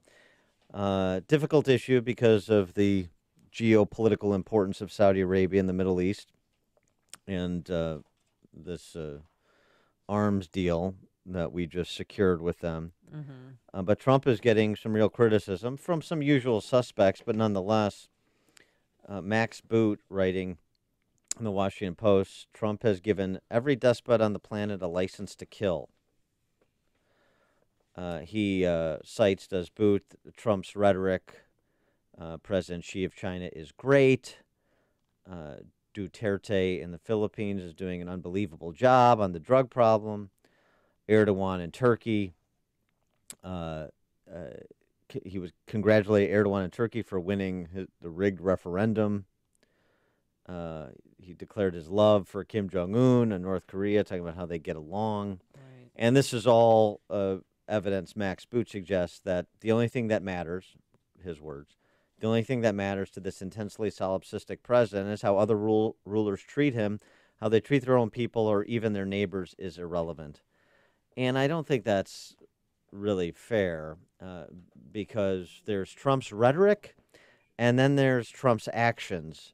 And when it comes to his actions to unwind the Iran nuclear deal, when it comes to his actions to impose sanctions on Putin, even while rhetorically he says, we get along, we had a good meeting there in Scandinavia a couple of months back, and there's different things. So he's, Norman Vincent Peale, always on the positive with respect to his relationships with people who are otherwise constructively engaging him, he believes. But it doesn't mean that always translates into policies that are favorable to them or their country. And Iran and Russia and China, tariffs on China, I should add, are three pretty powerful examples. For more on this topic, we're pleased to be joined again by James Carafano, Lieutenant Colonel James Carafano, U.S. Army veteran, author of the book Surviving the End, as well as Wiki at War, Conflict in a Socially Networked World. Jim, thanks for joining us again. Appreciate it. Good to be with you. So how do you assess the president's handling of the Khashoggi matter, and also, if you would, address Max Boot's criticism of President Trump? I thought the way you framed it was appropriate. I mean, I think what the U.S. does is a combination of rhetoric and action, and you have to look at both of them to understand U.S. policy. I think the problem is you can have any Trump you want if you cherry pick a comment or a statement and then try to devolve the policy from there. But you have to look at the context of everything we're doing and then try to put Trump's comments in context. He is a strategic communicator, but he uses his communications for different reasons at different times. Sometimes it's like the good cop, bad cop you see on Law and Order. Trump is delivering the positive message, but he has other people delivering the not so positive message. So I think you have to be more statesmanlike than Max's assessment and actually evaluate them like a statesman. On this, I would say right now, and what's going on with the Saudis, I think the U.S. is doing the right thing. We do have to worry about our credibility and how people view our actions, and we should take our actions based on facts. And for all the reporting that's been the last week, we actually don't have any more concrete facts than we had on almost day one of this crisis, which is we can believe that he went into the consulate. We can believe that nobody has seen him since, but almost everything else is based on reporting, leaks, comments, promises. And I think that for the credibility of the United States, we have to be better than that. Well, so we have to make policy based on what we can actually prove. I thought, just to say, what the British did with the Skripal poisoning incident, that was a textbook in how it's supposed to be done. The British did a credible investigation, and then it was easy to rally world support for that because it was credible, it was transparent, it was provable. So the gut-wrenching information that Turkish officials allegedly leaked or gave to CNN, you believe could be fake news? I mean, they said that it took 7 minutes to cut up his body, and the lead guy put on music, put on headphones, and suggested others put on headphones while they dismember him, and that he was alive during the process. Do you know?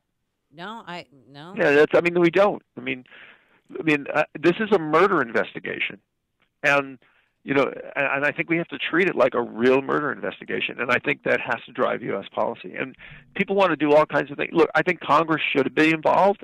We might look at the different actions we might take, but Congress is not even going to come back and look at this until after the midterm elections. So we have several weeks to get a lot more facts and a lot more information and make a lot more sober policy. This issue isn't going anywhere, and I think it's as important that the U.S. get it right as that we get it fast. It's interesting what the D.C. Press Corps does, right? They report more and more salacious details in lieu of actual substantiation for the leaked information. So, they could have been listening to Dirty Deeds Done Dirt Cheap. That's what we're going to hear next. Oh, my gosh. The more responsible position seems to me actually taken by Graham Wood over The Atlantic, which is Turkey should release the Khashoggi tapes. So he doesn't want to hear them, but somebody should hear them. Forensic investigators should hear them. What do you think about that? Well, I think we should have sent Pompeo to Turkey and Riyadh. We should have sent the FBI director, sending the message that we want a credible investigation and an appropriate release of facts and information. We're always bashing the press. I had a reporter from a news outlet call me yesterday and said, I've got 14 rumors right here in front of me.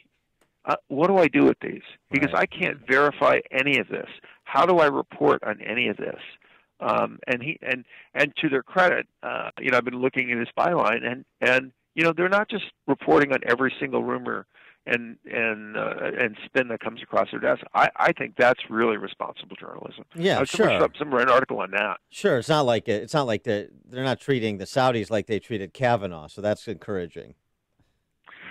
I think there are analogies to this. I know Trevor, what's his name, went after Trump for raising that, but I think it's we should let the facts drive the policy. I get these innumerable questions about, well, what should we do? What should we do? Well, actually, if a malicious act was done and the government doesn't deal with it responsibly, there's actually a lot in U.S. law that says what we can and what we should do. Actually, executing the policy is the easy part once we know the facts. Well, what did you make about his last op-ed that was published today in the Washington Post, where he, was pushing for an offering, would like to have a free press in Saudi Arabia? Well, this is why this is an issue to begin with.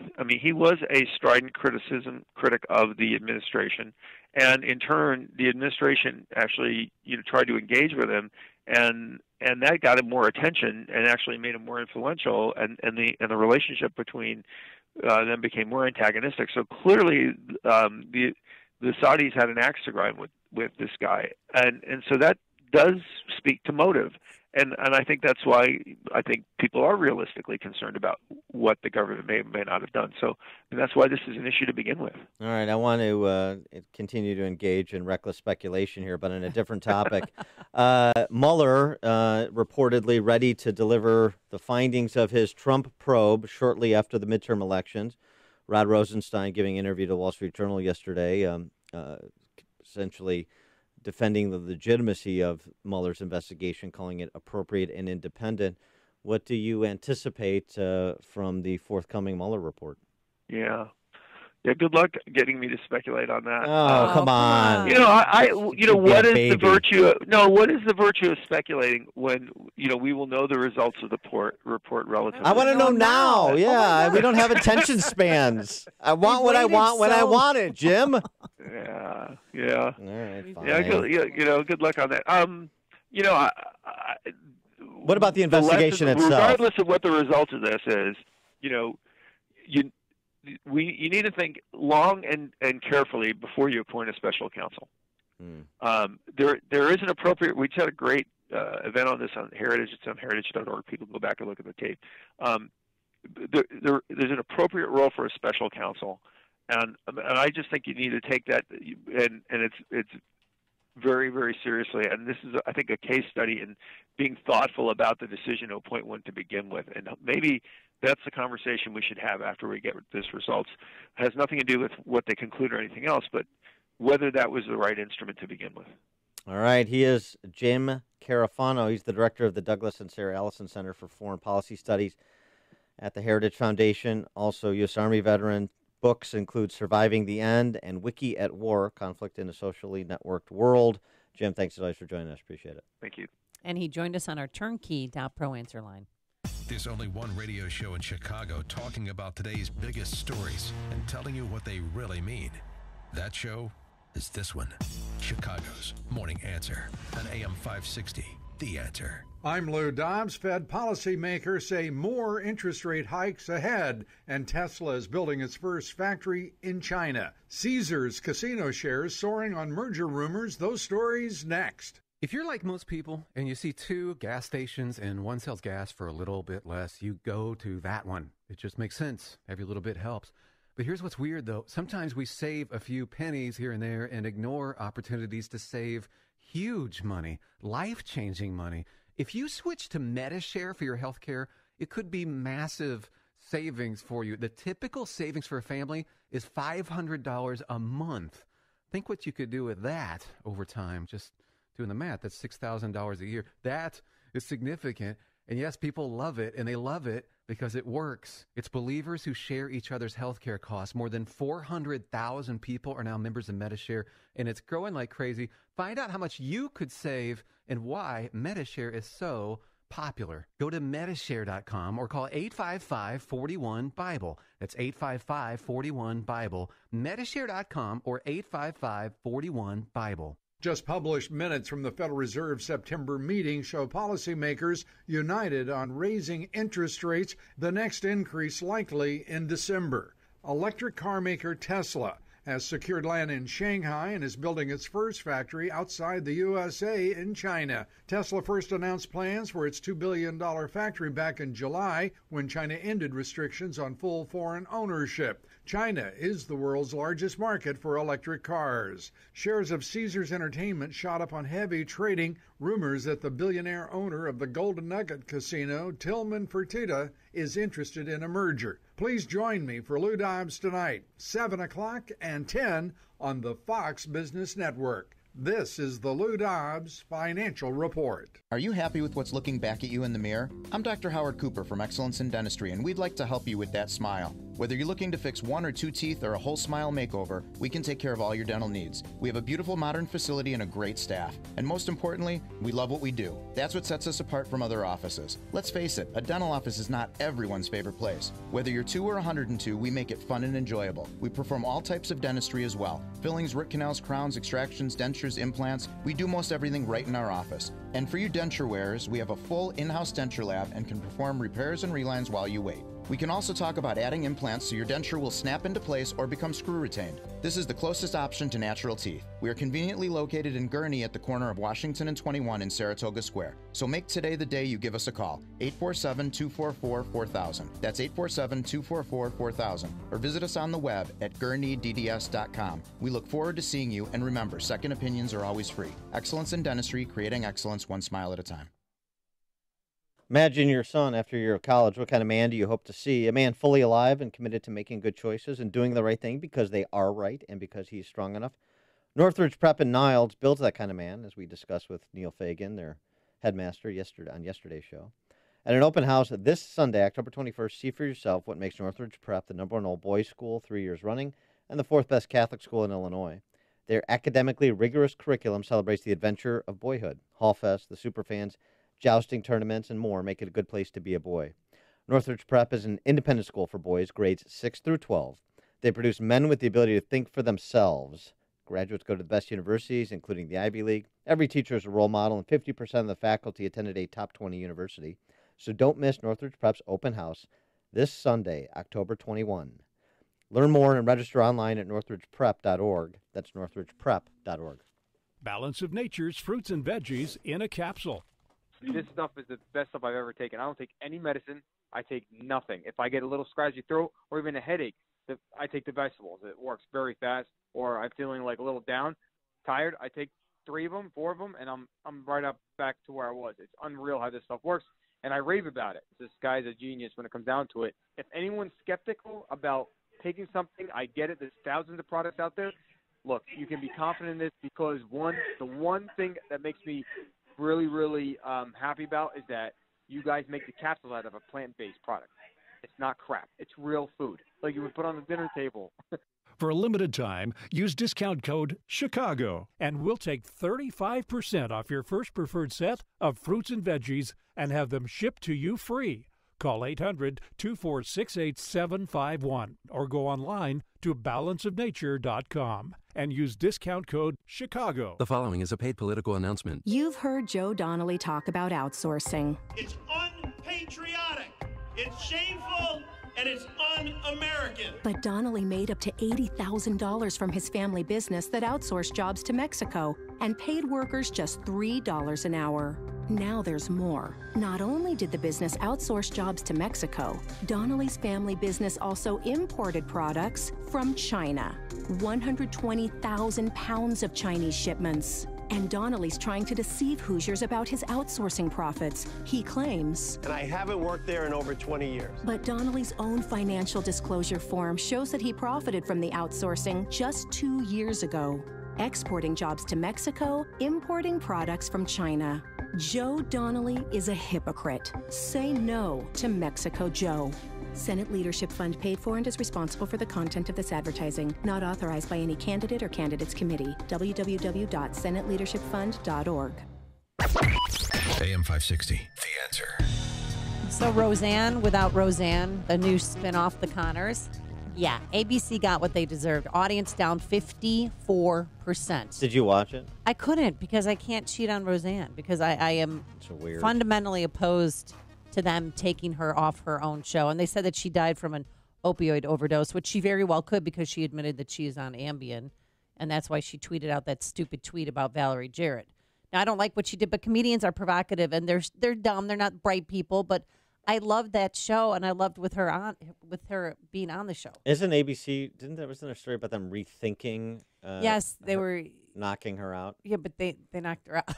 Yeah, but It's over. could be like a soap opera. She comes back to life. That's what populates the daytime. Why can't you do it at night? Or her evil twin sister returns, or her conservative twin sister returns. They need you to hire you as a writer. Yeah, that would be good. Coming up on Chicago's Morning Answer. Forget Moneyball, Billy Bean.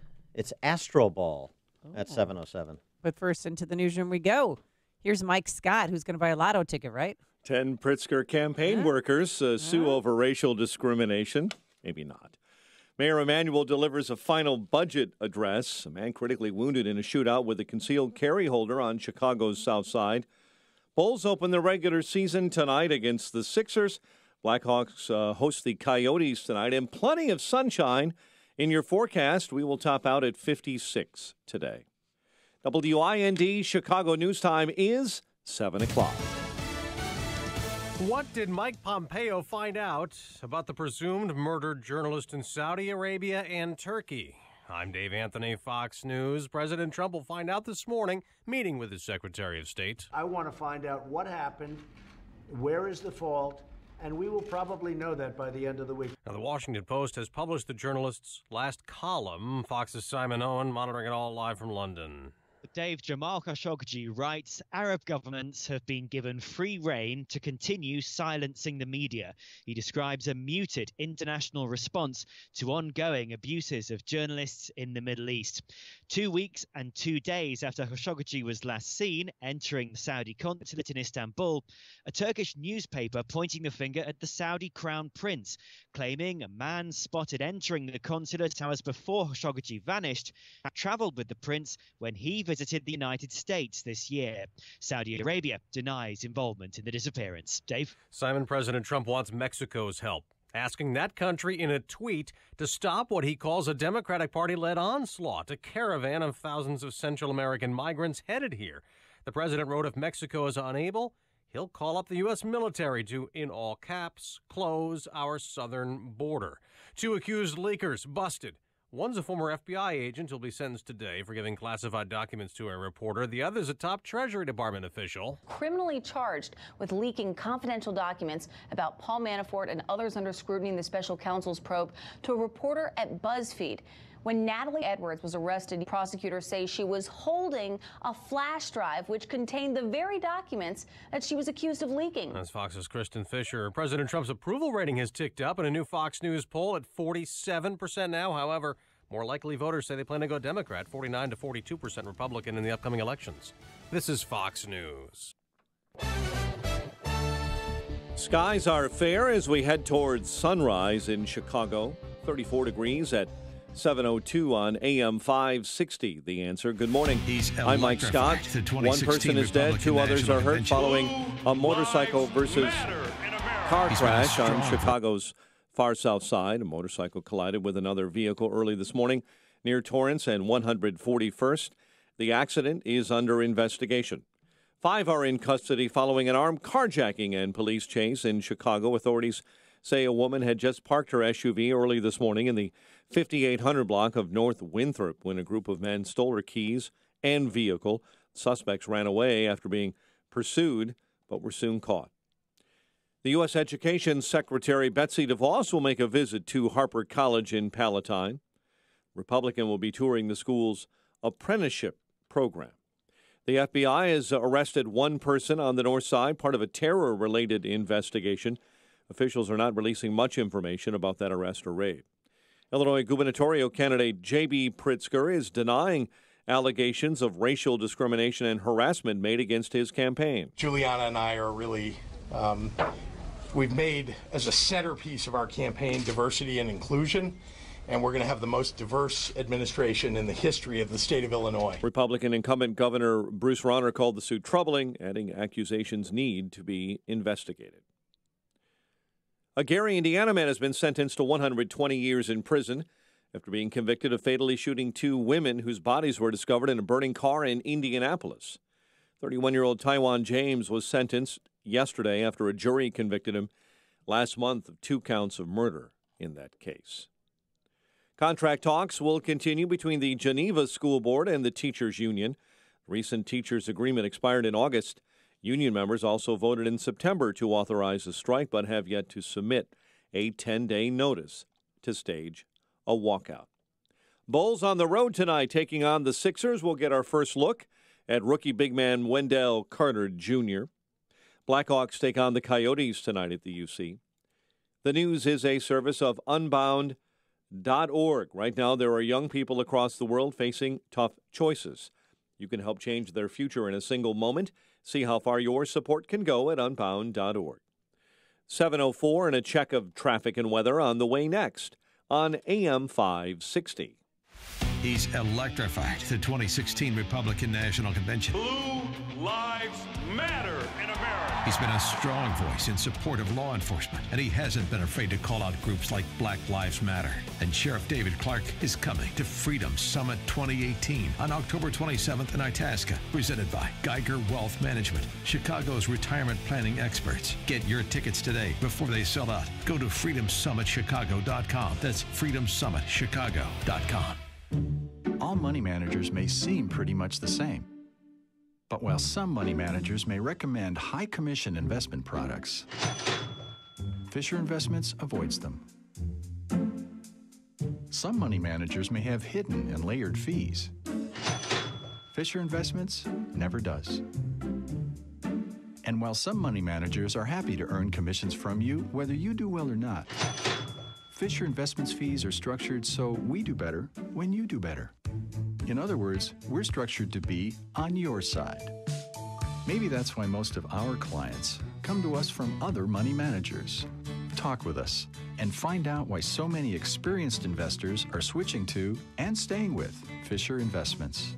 Fisher Investments, clearly better money management. Investments in securities involve the risk of loss. Visit us at FisherInvestments.com to find out what we can do for you. The following is a paid political announcement. Do you believe Springfield works for us? Sean Thompson from Elmwood Park doesn't. Nobody represents me, and nobody represents you. They represent themselves. And Susan Michaud from Wheaton's home values are suffering for it. Our property values are going down because our taxes keep going up. Your property taxes go up, your home value goes down. The government takes your home. Rich, poor, Republican, Democrat, we're all the same when it comes to property taxes. Gino Fioravanti of River Forest is leaving Illinois because of high taxes. We're not going to be living in Illinois anymore, and it's due to the property taxes. Sean Thompson blames both sides. It's bipartisan failure. You either force politicians who oppose property tax caps out of office, or they force you out of Illinois. A group of independent property tax reform candidates are running to save your home and our state now. Go to SaveYourHomeNow.org to take up their fight just as they have taken up yours. You stay. The politicians go, because they're the ones who suck. SaveYourHomeNow.org. Liberty Principles paid for this ad and is solely responsible for its content, not authorized by any candidate or candidate committee. Signature Bank is Chicago's fastest growing independently owned business bank. It's a bank where relationships still matter. Signature Bank knows your name and your story. I'm Dan Proft, and I know this because Signature Bank is my business bank.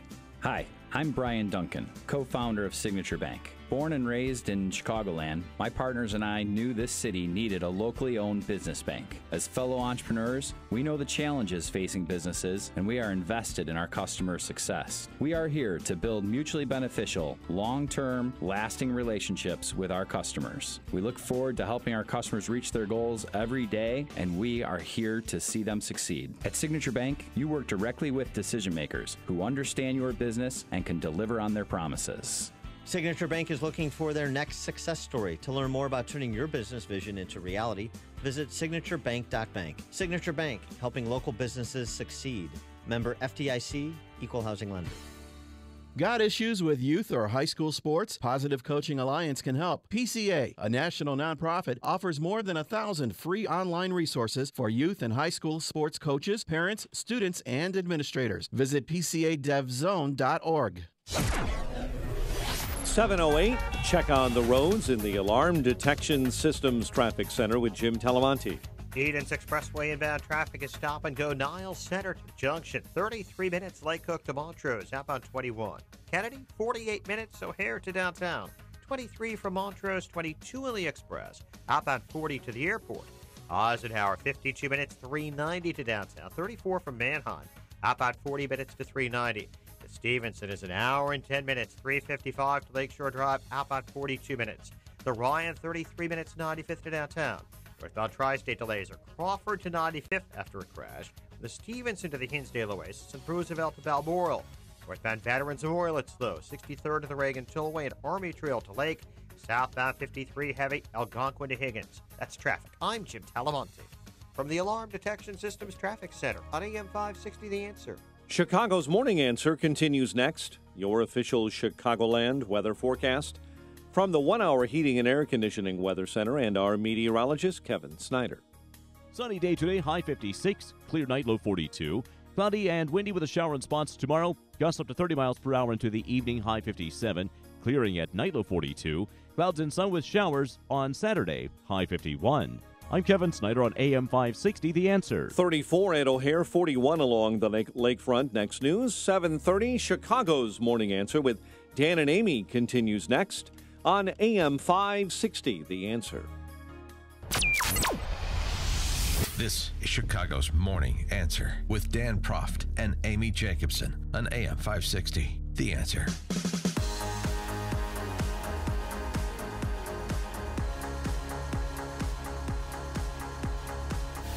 Good morning, Dan and Amy. The question, is sports important enough in your life?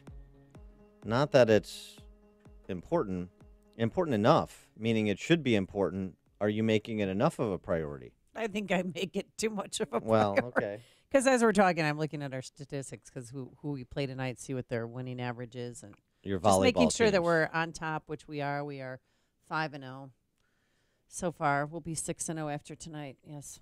Well, but this isn't about middle school girls volleyball. Well, of course, I mean, in a sense it is, but of course you've got the ALCS and NLCS going on right now. You've got Blackhawks and Bulls starting their seasons. You've got the Bears playing pretty good football. Bears. They always do horrible after a bye week. Have you noticed that?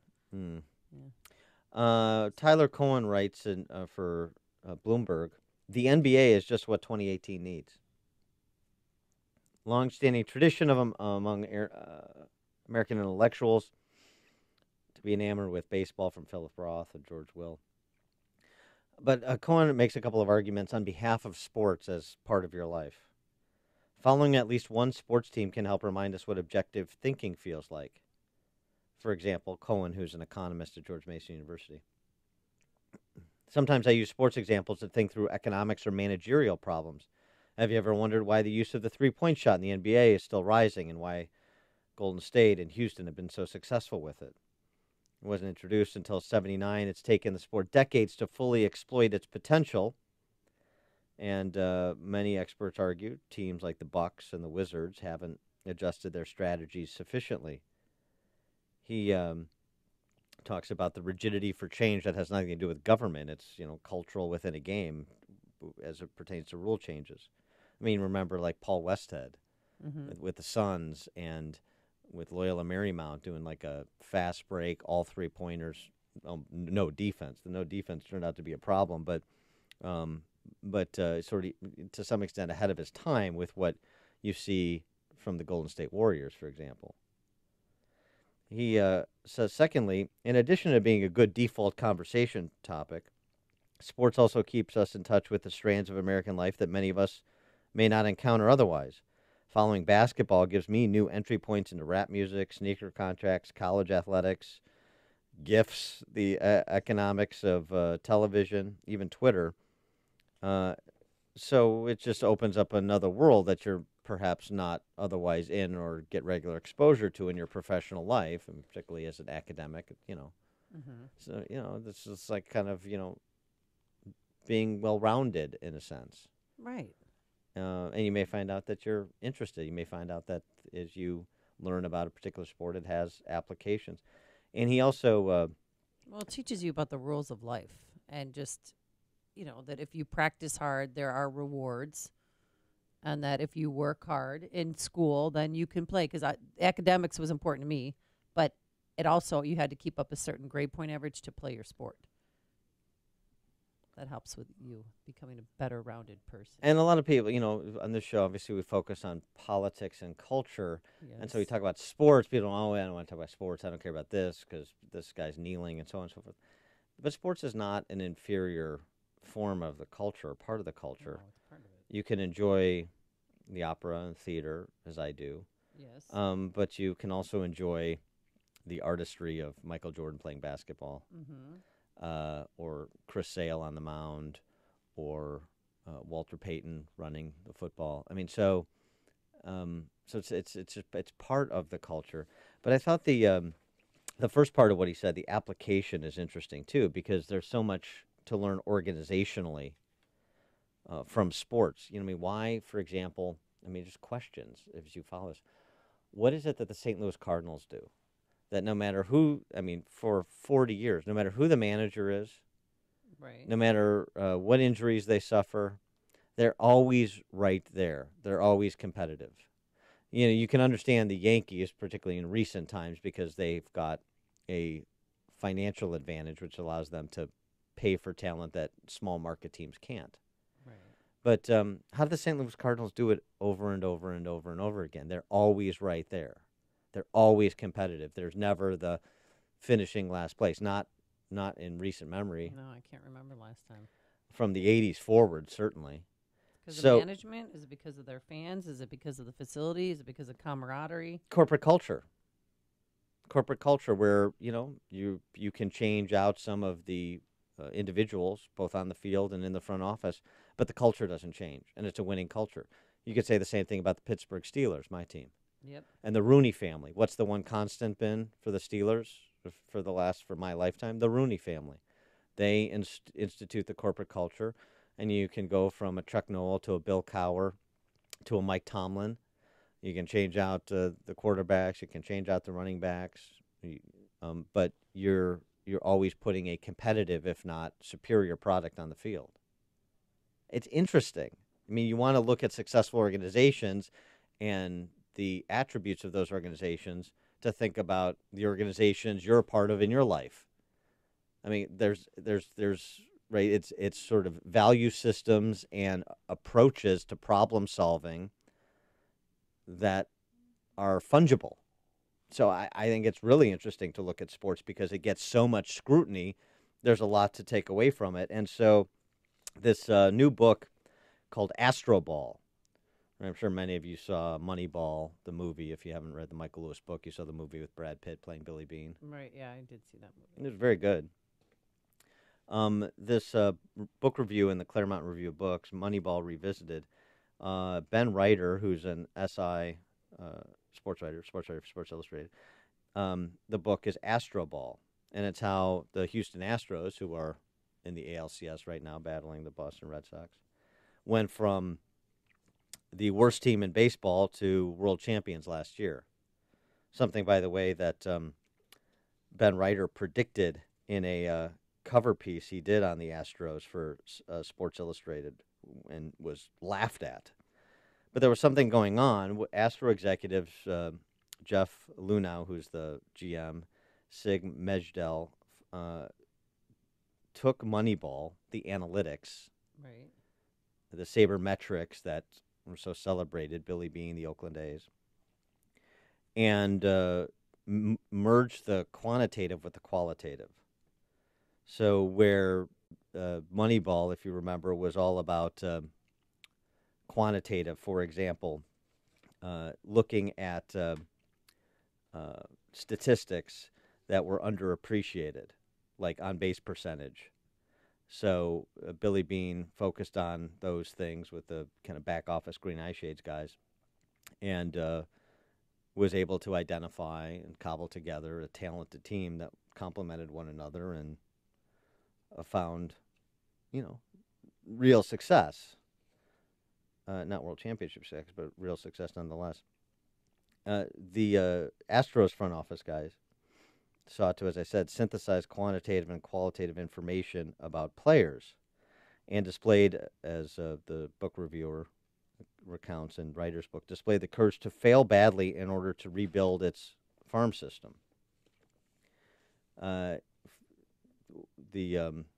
one of the executives, Mejdal, says, it's either the scouts or the nerd in the corner of the room. But from the very beginning in St. Louis, they moved from St. Louis to Houston, Jeff framed it as an and question, the nerd in the corner of the room and the scouts, how to combine both of them.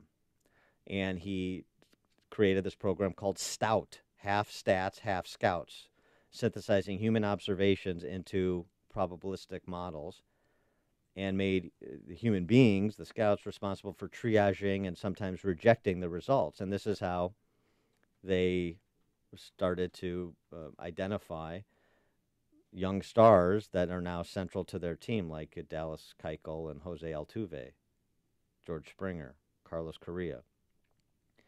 Now, they haven't always been right. They gave up on J.D. Martinez to the Astros, who's now an MVP candidate for the Boston Red Sox, the team they're facing. But it's just interesting that they took this celebrated model, and rather than just replicating, they said, well, there's this human element too.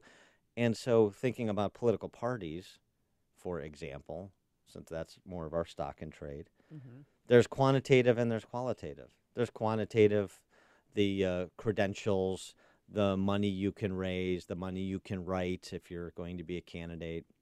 But there's qualitative too. You know, you take somebody who doesn't have political savvy, hasn't been in politics before, can't write a big check, but you see talent there, and so it's that quantitative plus qualitative. Is this district winnable? How does this person fit in this district or in this state? What are these person's attributes in this matchup against the competition? So there's in a world, I just think, where everything we do, we think is in the modern era, can be answered for us by an algorithm. There is, or AI is going to supplant mankind. There is this qualitative element.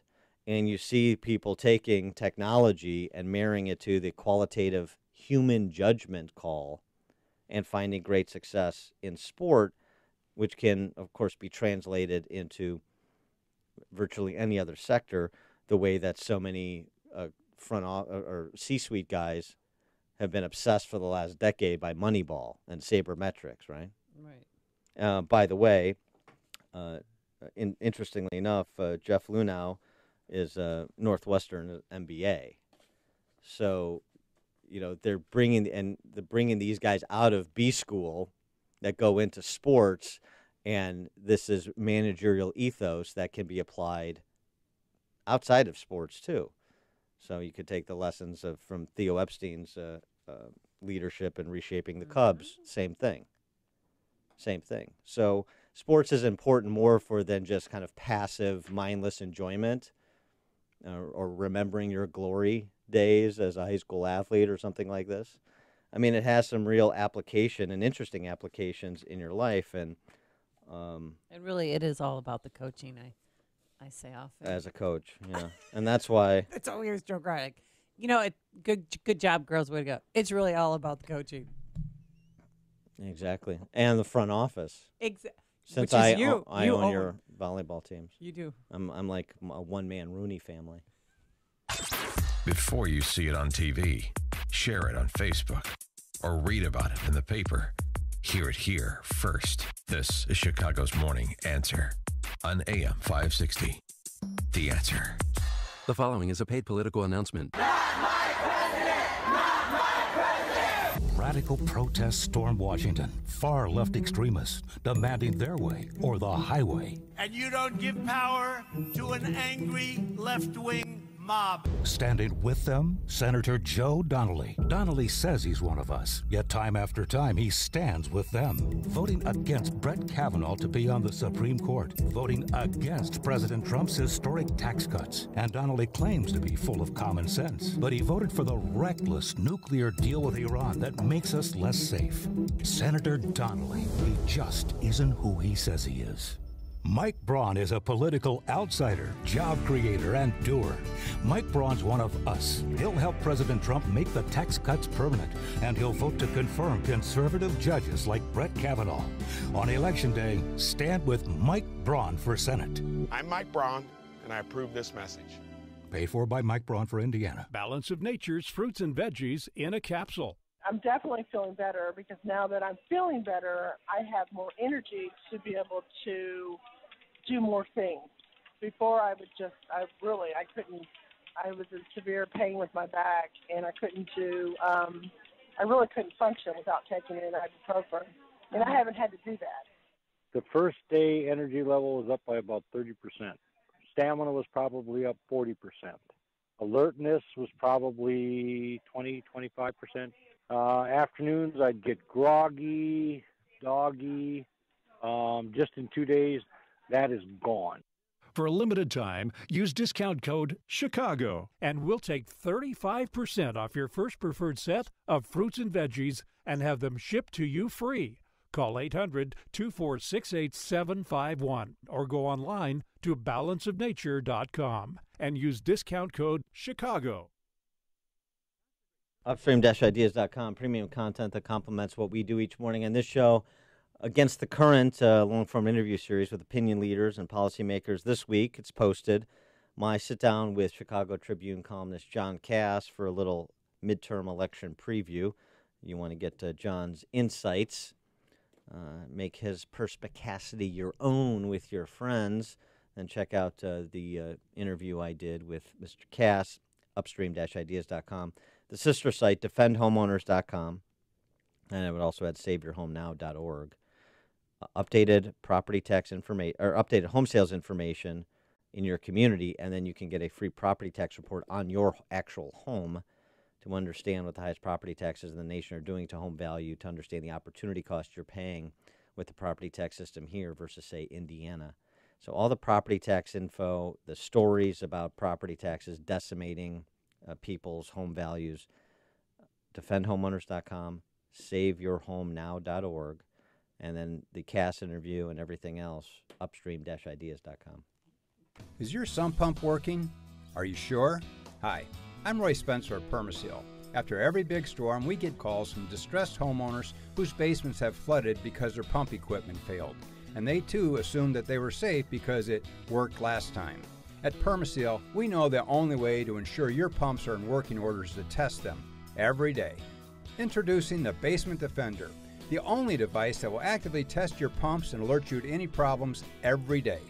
The Basement Defender will also monitor the temperature and humidity of your basement or crawl space, which will help avoid frozen pipes and costly mold issues. Our Basement Defender customers have the ultimate peace of mind. They know that their pump equipment is working, allowing them to rest peacefully during storms. You deserve that same peace of mind. Call Permaseal and ask about the Basement Defender. 800-421-SEAL or visit permaseal.net.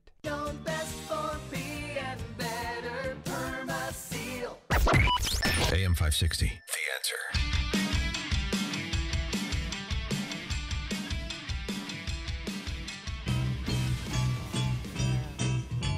Oh, yeah. You know the song, everybody. Don't cry. Speaking of culture,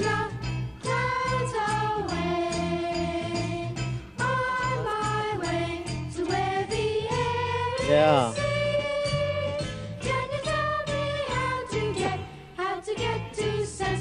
Who's your favorite character? What's that? Who's your favorite character? Oscar the Grouch, obviously. Oh, mine was Big Bird because I was big like a bird. They're both retiring because they were both performed by the same actor, Carol Spinney.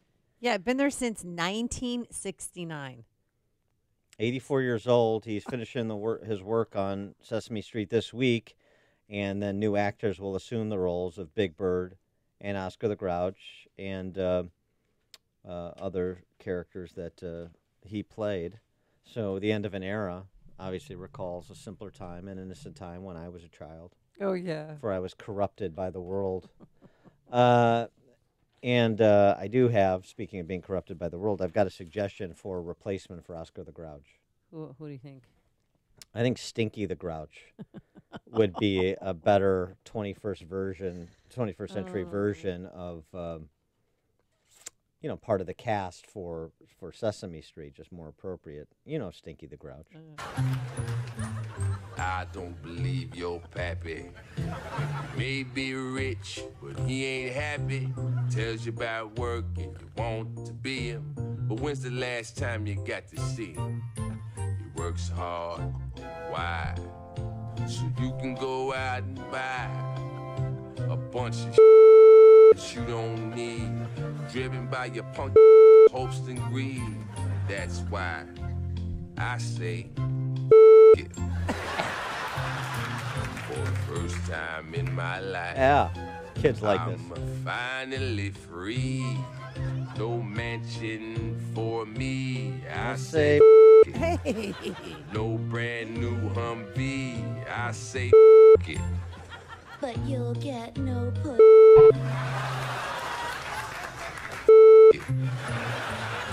I like Stinky's attitude. Is I make love to my hand, so I don't need you, honey. I beat my like Okay, it owes me all right. money. What? Stinky is expressing himself. That's right, I said. Now, if you excuse me, I'm going to make me a nice feces sandwich. We want kids to express themselves and to learn that life is real, and I think Stinky does a nice job Yeah, of that. thinking that who's going to be the awkward flightless bird. I don't know. The Chappelle Show didn't do an awkward flightless bird. They just did Stinky. That's all I got. Coming up on Chicago's Morning Answer. We're going to talk to journalist and author of Reagan, an American Journey, Bob Spitz, 737. But first, let's go straight into the newsroom. Here is Mike Scott. 34 degrees at 7:29 on AM 560. The Answer. Another day of rain in the forecast for Central Texas. You may be thinking it's a rather dry part of the country. They could use the extra rain, but it's caused serious flooding. National Weather Service says the Colorado River near Austin is still at major flood stage. The Trinity River north of Houston will reach flood stage by this weekend, and more than 4 additional inches of rain is on the way. Group of senators is demanding President Trump reveal his business ties to Saudi Arabia. The demand comes from 11 Democrat senators after a Washington Post journalist was believed to be killed entering the Saudi consulate in Turkey. Federal deficit is soaring in spite of the soaring economy, and President Trump says now's the time to cut back some budgets. I'm going to ask each of you to come back with a 5% budget cut. Opening a cabinet meeting at the White House, the president is asking his cabinet secretaries to do the hard work of plotting those budget cuts. The death toll from Hurricane Michael is now at least 32. 4 bodies were found yesterday in Mexico Beach, where Hurricane Michael first made landfall. Your $2 Mega Millions ticket could be worth over $900 million. The jackpot for this Friday's drawing will be the second largest in U.S. history. Congress may again try to repeal Obamacare after the midterm elections. The first attempt to kill the Affordable Care Act failed by 1 vote last year when Arizona Senator John McCain joined 2 other Republicans in voting against it. Senate Majority Leader Mitch McConnell says the prospect that Democrats could win back the House by a narrow majority may force Republicans to try again during the lame duck session. 1 person is dead, 2 others are hurt following a motorcycle crash on Chicago's far south side. The cycle collided with another vehicle early this morning near Torrance and 141st. Attorney General Jeff Sessions will deliver a speech in Chicago on the heels of a Trump administration decision to oppose the proposed plan to overhaul the Chicago police under close court supervision. 2 men are being held in lieu of $20 million bond each after being charged in the wounding of 2 Will County Sheriff's deputies executing a warrant during a drug investigation. Mayor Emanuel says he's not planning on raising taxes again before he leaves the office next year. Mayor delivered his final spending plan yesterday. Arby's is unveiling a new sandwich that's, well, it's really quite foul. This Saturday, 16 select locations in a handful of states will be offering a seared duck breast sandwich. Limited edition meal comes as many in those states are opening up hunting season for ducks. Chicago sports. Bulls are on the road tonight, opening up the regular season against the Sixers. It will be our first look in the regular season at rookie big man Wendell Carter Jr. Blackhawks take on the Coyotes tonight at the UC. Dodgers beat the Brewers 5-2 in Game 5 of the NLCS. The defending champion Astros are on the verge of elimination after a controversial loss to the Red Sox 8-6 in Game 4 of the ALCS. The news is a service of UPSJobs.com. What is future you doing right now? You could be working for UPS as a part-time package handler, now hiring at Hodgkins. Plus, receive tuition assistance from the UPS Earn and Learn program. Apply now at upsjobs.com. 7:33 and a check of traffic and weather on the way next on AM 560. Dennis Prager believes the left has no limits. Those who are kind to the cruel will be cruel to the kind. That is a motto of our dear fellow citizens of the left, because that's all it takes is a favorable word, a mere vote for Republican, and you're pro-rape. You understand how sick it has become? There are no moral limits to what they will do or say. The Dennis Prager Show, weekdays at 11, right before Sean Hannity at 2 on AM 560. The Answer.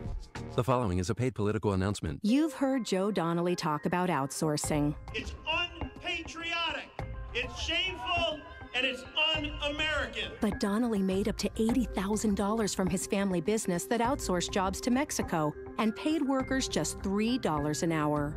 Now there's more. Not only did the business outsource jobs to Mexico, Donnelly's family business also imported products from China. 120,000 pounds of Chinese shipments. And Donnelly's trying to deceive Hoosiers about his outsourcing profits. He claims. And I haven't worked there in over 20 years. But Donnelly's own financial disclosure form shows that he profited from the outsourcing just 2 years ago. Exporting jobs to Mexico, importing products from China. Joe Donnelly is a hypocrite. Say no to Mexico Joe. Senate Leadership Fund paid for and is responsible for the content of this advertising. Not authorized by any candidate or candidates committee. www.senateleadershipfund.org.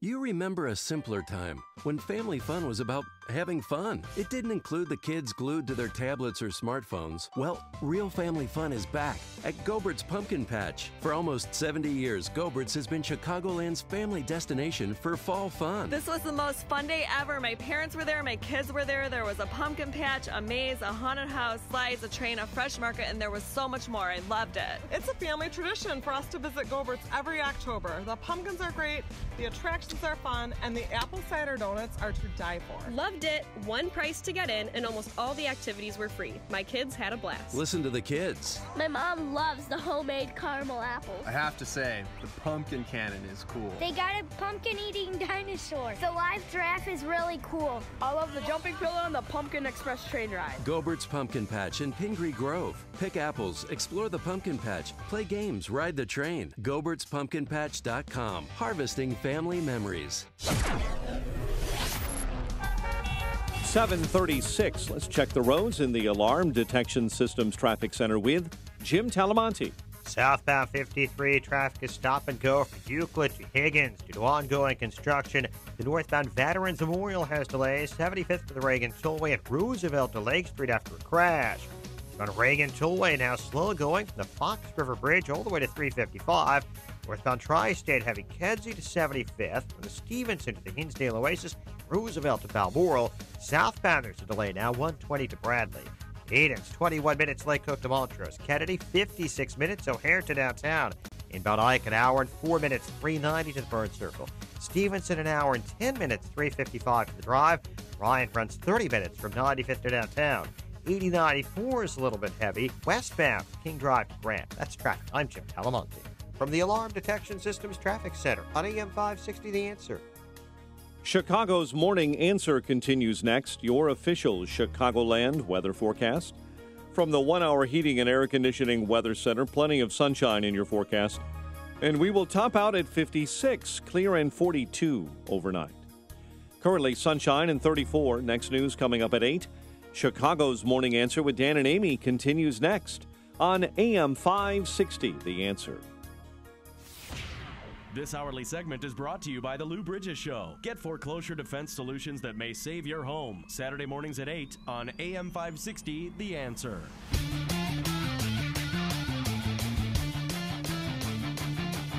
If you're talking about it, I'll be talking about it. Dennis Prager here. Join me this morning at 11, right here on AM 560, The Answer.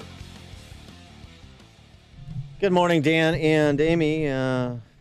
A lot of comparisons made by people of President Trump to President Reagan. Well, President Trump is comparing and has compared himself several times to President Reagan. I don't think Trump compares favorably as a communicator to President Reagan. No, but I'll tell you what, he compares favorably with some policies, and frankly, we'll see, but I suspect Supreme Court nominees. Remember Sandra Day O'Connor and Anthony Kennedy.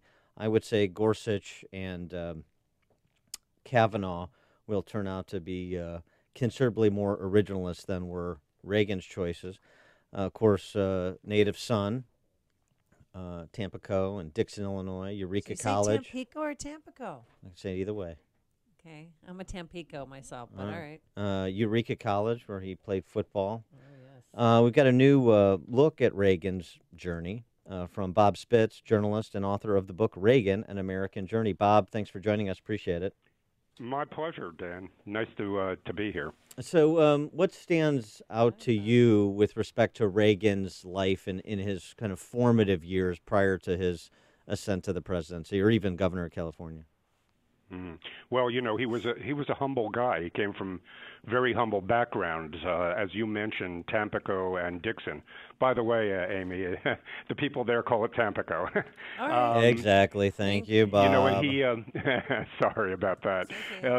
But he, you know, he came from an incredibly humble background, and his father was probably the only Democrat in town.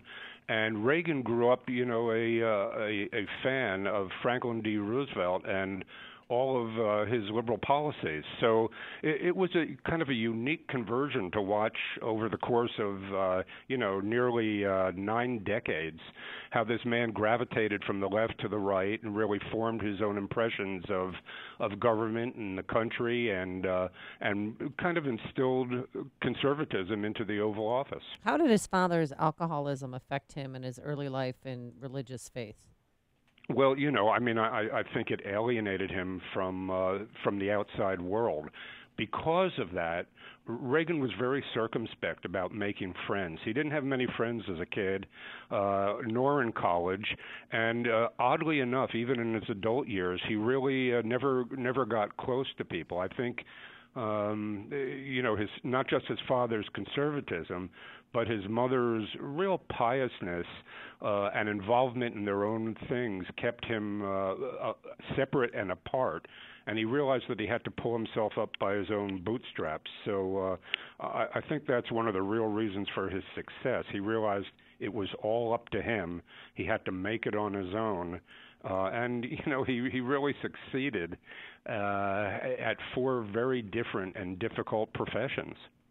One of my favorite stories about Reagan has nothing to do with his life as an actor or politics, and I wonder if you're familiar with it. It was actually told, the way I heard it was from Mark Shields, of all people, liberal. Reagan, when he was a football player at Eureka College, they're going to play a neighboring school. They stop at the hotel that their players are going to stay at overnight before the game the next day. Two black, 2 of the players on the team were black. The innkeeper wouldn't allow them to stay. So Reagan borrowed money from the coach, and he took a cab back to his home in Dixon with the 2 players. They had dinner and stayed at his home, and then came back the next day for the football game. And just sort of that simple act of being decent to other human beings, standing up when you know something is wrong and standing on the side of people who are being wronged, I thought just said so much about the young man that has nothing to do with politics, and so it tells you about character.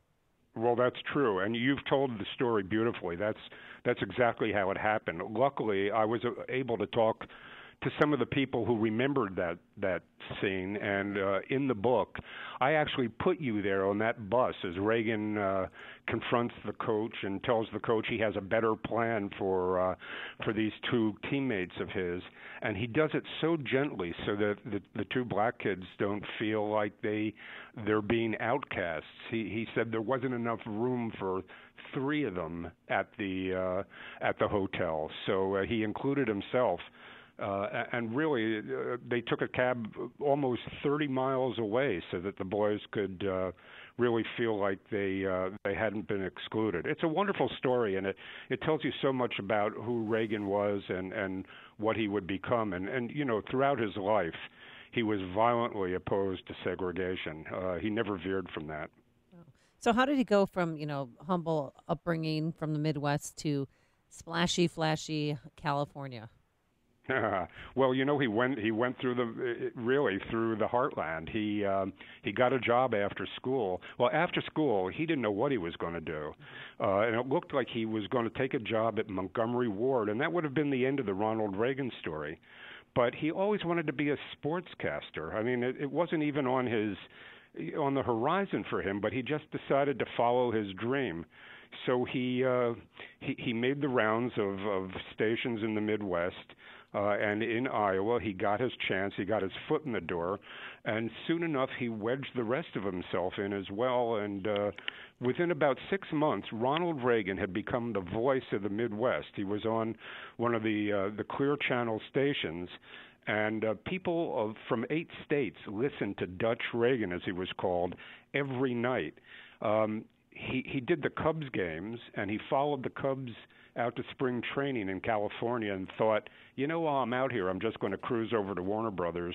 And I recreate that whole scene of him driving over there, getting his foot in the door and getting a screen test. And boy, that's all she wrote. From your book, I wonder how you would convey Reagan's continuing relevance today. One thing I point to would be his 1964 A Time for Choosing speech at the Republican National Convention, because as he pointed out, freedom requires eternal vigilance, and so every generation has its own time for choosing. So that, to me, remains sort of timeless, but I wonder what your perspective is on Reagan's relevance today. Yeah, no, I think you're right, but I think more than anything, and it's what draws people to this book right now, is that they're very eager to hear about a time when there was much more civility in Washington. You know, Reagan was able to reach across the aisle and work with Democrats and to compromise. I mean, he fought like cats and dogs with Tip O'Neill, who was the Democratic Speaker of the House, and yet, you know, every evening there was a détente, there was a ceasefire, and he and O'Neill would get together like two 70-year-old Irishmen and dip into his liquor cabinet and talk about policy and how they would get policy passed in our government. And I think that was the key to Reagan's success. I mean, he worked with the other side, he compromised and got things done. Women always love to read about great love stories, but was his active love life in Hollywood, what was that like? Oh, it was pretty hot and heavy. You know, he married Jane Wyman, who was an Oscar-winning actress. And when that marriage failed, Reagan was kind of a studly guy. You know, he was a handsome man. Yeah, he was gorgeous.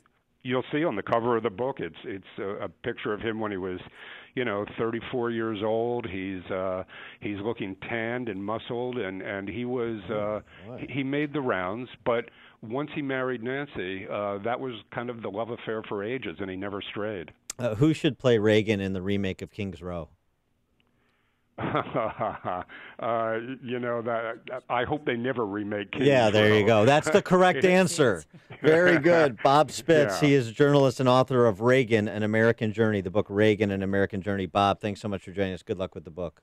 My pleasure. Thanks so much, Dan. Thank you. And he joined us on our Turnkey.pro answer line. Connect with Dan and Amy on the AM 560 The Answer mobile app. Just text the word app to 64636 to download the app today. Balance of Nature's fruits and veggies in a capsule. I had cancer. I have fibromyalgia. I have nerve damage and fatigue. I have thalassemia. I'm hypoglycemic. So my life since cancer, I've had to learn how to live with it. But starting Balance of Nature, I felt that the first month I felt different. It made such a difference that now I wake up, my head feels clearer, I have more energy. Very rarely does my body cramp up anymore. It's the best thing. It's just amazing. I don't know what to say. I just would not be what I am today if I didn't start Balance of Nature. For a limited time, use discount code CHICAGO, and we'll take 35% off your first preferred set of fruits and veggies and have them shipped to you free. Call 800-246-8751 or go online to balanceofnature.com and use discount code CHICAGO. Fall is here, so there's weekend cleanup projects. It's also the perfect opportunity to get organized with StoreLock modular systems, the best tool cabinet you'll ever buy. StoreLock makes it easy and simple. It's fully assembled when it ships, so you can get organized fast. Durable StoreLock modular systems are built the old-fashioned way, made to order exactly how you want. Order your custom system that's powder-coated in-house in any color you want. They're 100% crafted in the USA and feature dividers, liners, and layouts, all made with quality materials, including steel ball bearings and heat-treated steel rollers. StoreLock is so strong that each drawer holds up to 400 pounds. StoreLock fits any home or business and will last a lifetime with its 55-year top-to-bottom warranty. Order today and receive your system in about 4 weeks. Call 1-800-STORELOCK. That's 1-800-STORLOC. And check out StoreLock.com for upcoming events. What an experience this is to get Butcher Box delivered right to your door every single month. The meat guaranteed. No antibiotics, no hormones. The meat is guaranteed to be humanely raised. Butcher Box is grass-fed and grass-finished. The chicken is organic and free-range. It is delicious. I just happen to love it a lot. I want you to experience the Butcher Box difference yourself. To make it so easy, they're offering you $20 off plus free bacon in your first Butcher Box when you sign up. All you have to do is go to butcherbox.com/MikeG. I've got all my friends. I got some family members who've become Butcher Box customers. It's delivered right to your door every month, and it is so good. Your freezer will be filled, and it's well priced. You're going to spend about $6 or less per meal. A month's worth of delicious meat. ButcherBox.com/MikeG. ButcherBox.com/MikeG. Or give them a call. 888-930-8139. 888-930-8139. Hey guys, Ken here from the award-winning podcast Today's Growth. If you had to choose sides, which camp would you rather be in? Would you rather have time and no money, or money and no time? Did you know that 95% of U.S. adults by choice have settled into these categories? Much more interesting is that 1 out of 20 people have built their life around achieving simultaneous control of both time and money. What choices did these 5% make that the others didn't? My friends at Income Store have shown both households and businesses how to build second, third, and even fourth revenue streams for the express purpose of gaining control of time. When it comes to helping folks create their next revenue model, both Forbes and Inc. recommend Income Store as a can't miss. Could your household or business use an additional revenue model that doesn't solely depend on you? If so, you need to check out IncomeStore.com. That's IncomeStore.com. Pain drugs are addictive and have side effects. Get off the drugs. Get rid of the pain. You don't have to live with chronic pain. Let's repeat that. You do not have to live in pain. Chronic pain is the worst from an accident or pain that just develops.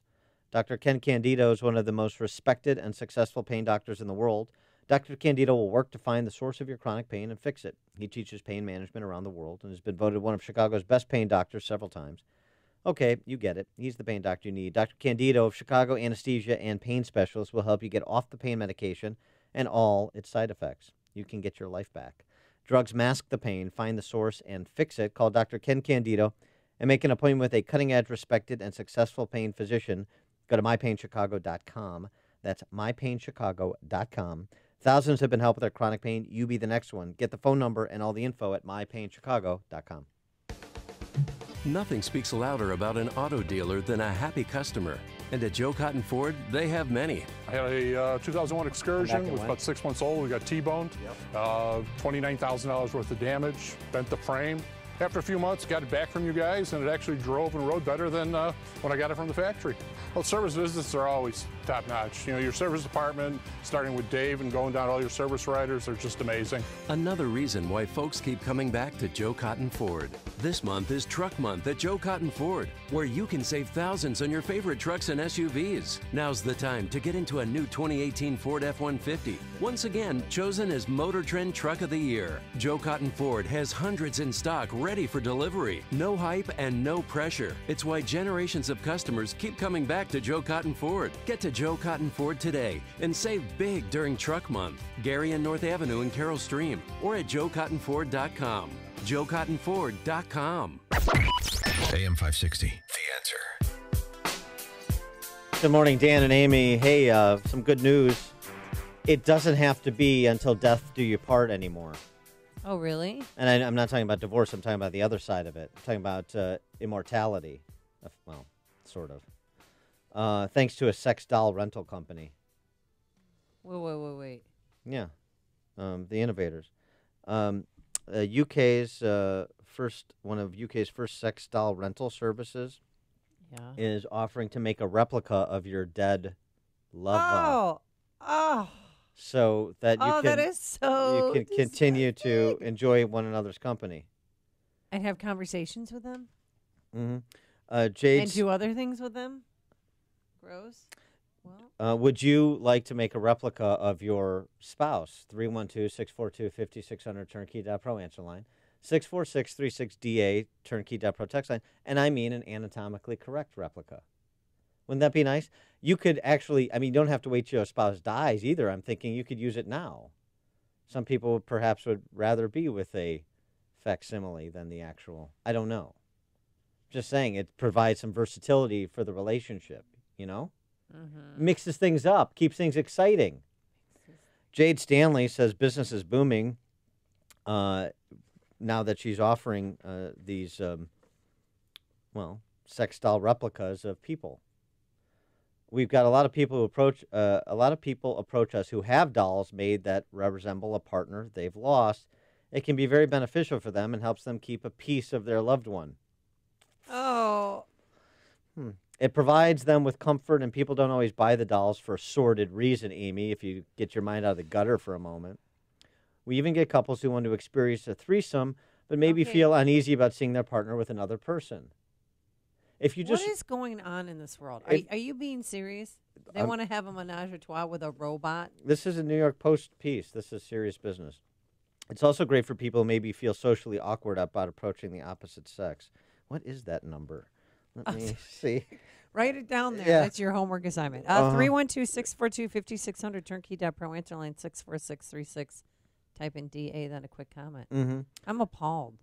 This whole sex bot thing is a big deal, I guess. Jade Stanley has already owns a chain of tanning salons, was hooked on the idea of sex dolls after reading about the industry in a newspaper article just a year and a half ago. I was really interested, but found that the competition was mainly offering the dolls in a more sexualized way, and it was quite seedy or for their own satisfaction. I wanted to approach it from a different angle, more to help people that are seeking comfort and may find it difficult in social situations to approach others. It's an incredibly discreet service, So these bespoke dolls, as they're called, sounds very regal and dignified. Bespoke because they're bespoke. They can cost up to about $5,200, but they can be made to any specification. You can choose hair color, eye color, nail color, weight, even if they have scars, moles, or tattoos. Height too, all that. Yeah. What do you think? Would you get a replica of a loved one that you could continue to enjoy their relationship after they pass? Am I going to get in trouble for logging onto this website? I mean, do these things or do you have to carry them around? How does this work?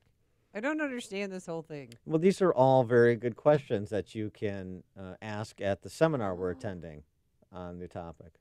Oh, really? Yeah. Kevin in Northfield, you're on Chicago's Morning Answer. I have a way to make some coin. I have reached out to Edward James Olmos, asking him if he wishes to buy an Amy replica doll, and he went nuts. He's all over it, and I can charge whatever I want. Thanks for the call, Kevin. That is so gross. You know what's more gross than this sex doll? What? Edward James Olmos. Okay, just Kelly. It's the 90s. Just leave me alone. Kelly in Racine, Wisconsin. Hey, Dan, will they put a Jamaican accent on my lady's body because she's Jamaican? Thanks for the Oh, call, you're Kelly. making me crazy. Zing. I think the great thing about these sex dolls is they don't talk, right? Yeah, you don't have to worry about. You just carry them around with you. That's the weird part. We had an event we had an event once, and a guy had a mannequin in a wheelchair, and he was carting her around like it was his wife. Yeah. And there was no life there. And Didn't you ever bought see Uggs for her and introduced us to her? You're a Ryan Gosling fan, right? Yeah. Didn't you ever see the movie Lars and the Real Girl? Oh, yeah. He was ahead of his time. Life imitating art. Ugh. Perry and Niles. I love this idea. Okay. You like I'm it too much, imagining an Perry. old woman she's got an old man doll naked, like 90-something years old, and it's just in time for Halloween. She's not using them, she could put them out in a rocking chair on the front porch. All right, Perry. Thanks for the call. I think this is why. I think Perry and Niles is a good reason why Jade Stanley thinks her business is going to really take off. I don't know why you would imagine elderly people naked. No one wants it. I You get a younger version of what they used to be. You relive the glory days. You're Oh. gonna, yeah. Come on. Yeah. Sagging skin. Who needs to see that? Okay, are we done now? 'Cause Don't ask me. Ask Edward James Olmos. Oh, gross. Coming up on Chicago's Morning Answer. We'll return to sanity with Paul Vallis. We'll discuss his financial plan for the city of Chicago at 8:08. And I know someone who's not too happy about it. But first, let's get into the newsroom. Here's Mike Scott. Illinois, among several states, fighting a salmonella outbreak. Concordia University placed on lockdown yesterday. We'll tell you why. Joliet will pay nearly $90,000 to part with the city manager. While the Bulls open the regular season tonight against the Sixers, the Blackhawks will be hosting the Coyotes. Plenty of sunshine today, a high of 56. WIND Chicago News Time is 8 o'clock. Mexico for help. I'm Dave Anthony, Fox News. Help stopping what he calls a Democrat Party-led assault on our country, referencing that caravan of Central American migrants headed to the border. Fox's Rachel Sutherland live in Washington. Dave, President Trump is threatening to call up the U.S. military to close the southern border if Mexico doesn't help stop the flow of migrants. Honduran migrant Daisy Turcos, speaking through a translator, has been praying the president will allow her to come to America. Primeramente Dios. God willing, the U.S. president will open the doors for us so we can go in. The president tweeted the large flow of people from Guatemala, Honduras, and El Salvador includes many criminals. He also blames Democrats for what he calls weak immigration laws. Dave? Well, Rachel, in an hour, President Trump will sit down with Mike Pompeo to discuss who might be responsible for a journalist's presumed murder at the Saudi consulate in Istanbul. The president will receive a full download from the Secretary of State on his recent trip to Saudi Arabia and to Turkey. According to reports, Turkey has audio which captures Jamal Khashoggi's brutal murder, and the president said yesterday that the U.S. wants that tape. Fox Business Network's Blake Berman at the White House. The Washington Post has published Jamal Khashoggi's final column, received the day after he went missing. Khashoggi wrote the Arab world has its own iron curtain, silencing the media. An attack in Afghanistan at a governor's mansion. Afghan guards opened fire, killing a police chief. 2 Americans were wounded. It happened at a meeting that was attended by General Scott Miller, the commander of NATO and U.S. troops in Afghanistan. He was uninjured. They don't need or want it, but more rain will fall in central Texas, ravaged by flooding that left 2 people dead. Dozens of others have needed to be rescued. There it is right there. Look at that. Pieces of the 2900 bridge. Unbelievable. That's Jason Cullison via story. Full of that bridge on the raging Llano River washed away. This is Fox News. Sunshine in Chicago, 34 degrees at 8:02 on AM 560. The Answer, good morning. I'm Mike Scott. 1 person is dead and 2 others are hurt following a motorcycle versus car crash on Chicago's far south side. Motorcycle collided with another vehicle early this morning. The accident remains under investigation. The FBI arrested 1 person on the north side, part of a terror-related investigation. FBI agents raided a building in the 5200 block of North Virginia. A man who lived there was taken into custody at another location. Illinois gubernatorial candidate J.B. Pritzker defending his campaign and denying allegations of racial discrimination. Juliana and I are really, we've made as a centerpiece of our campaign diversity and inclusion. And we're going to have the most diverse administration in the history of the state of Illinois. But a lawsuit claims the majority of Black and Latino campaign workers were herded into race-specific positions and received less favorable treatment than their white counterparts. 1 man is dead, another wounded following a shooting outside of a laundromat in Aurora. Police say the victims were sitting in a car last night in the parking lot of a coin laundry when someone walked up and shot them in the 800 block of West Illinois. One of the men died, the other hospitalized this morning with non-life-threatening injuries. Illinois is on a list of states fighting a stubborn salmonella outbreak. The Department of Public Health saying 92 people in 29 states have gotten sick. All of those cases are linked to raw chicken. Best thing you can do to not get sick is to fully cook that raw chicken and then wash your hands thoroughly after touching it. Bulls on the road tonight, opening the regular season against the Sixers. We'll get a good look at new rookie big man Wendell Carter Jr. Blackhawks take on the Coyotes tonight at the UC. 8:03, time for the AM 560 Business Beat. And from the Fox Business Network, here's Ginny Casola.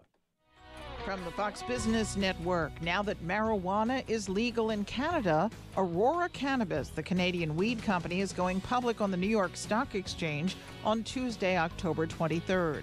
It'll trade under the ticker symbol ACB. The stock declined more than 3% in Toronto trading yesterday. Aluminum maker Alcoa says its business has been helped by the tariff on imports. Alcoa has also been selling more of the aluminum oxide needed to make aluminum. It reported a loss for the summer quarter, but that's because of expenses related to its pension system. Amazon is being sued by eBay.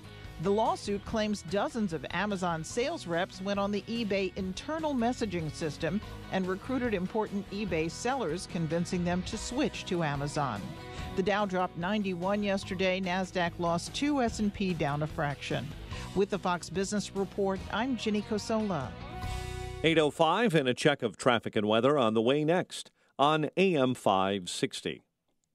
Sheriff David Clark, James O'Keefe, and now just added, Heather McDonald joins Freedom Summit 2018, presented by Geiger Wealth Management, Chicago's retirement planning experts. She's the author of The War on Cops and The Diversity Delusion. She joins a lineup that already includes Mike Gallagher, Kurt Schlichter, Noah Rothman, Dan Proft, Amy Jacobson, and Joe Walsh. Get your tickets today at freedomsummitchicago.com. That's freedomsummitchicago.com.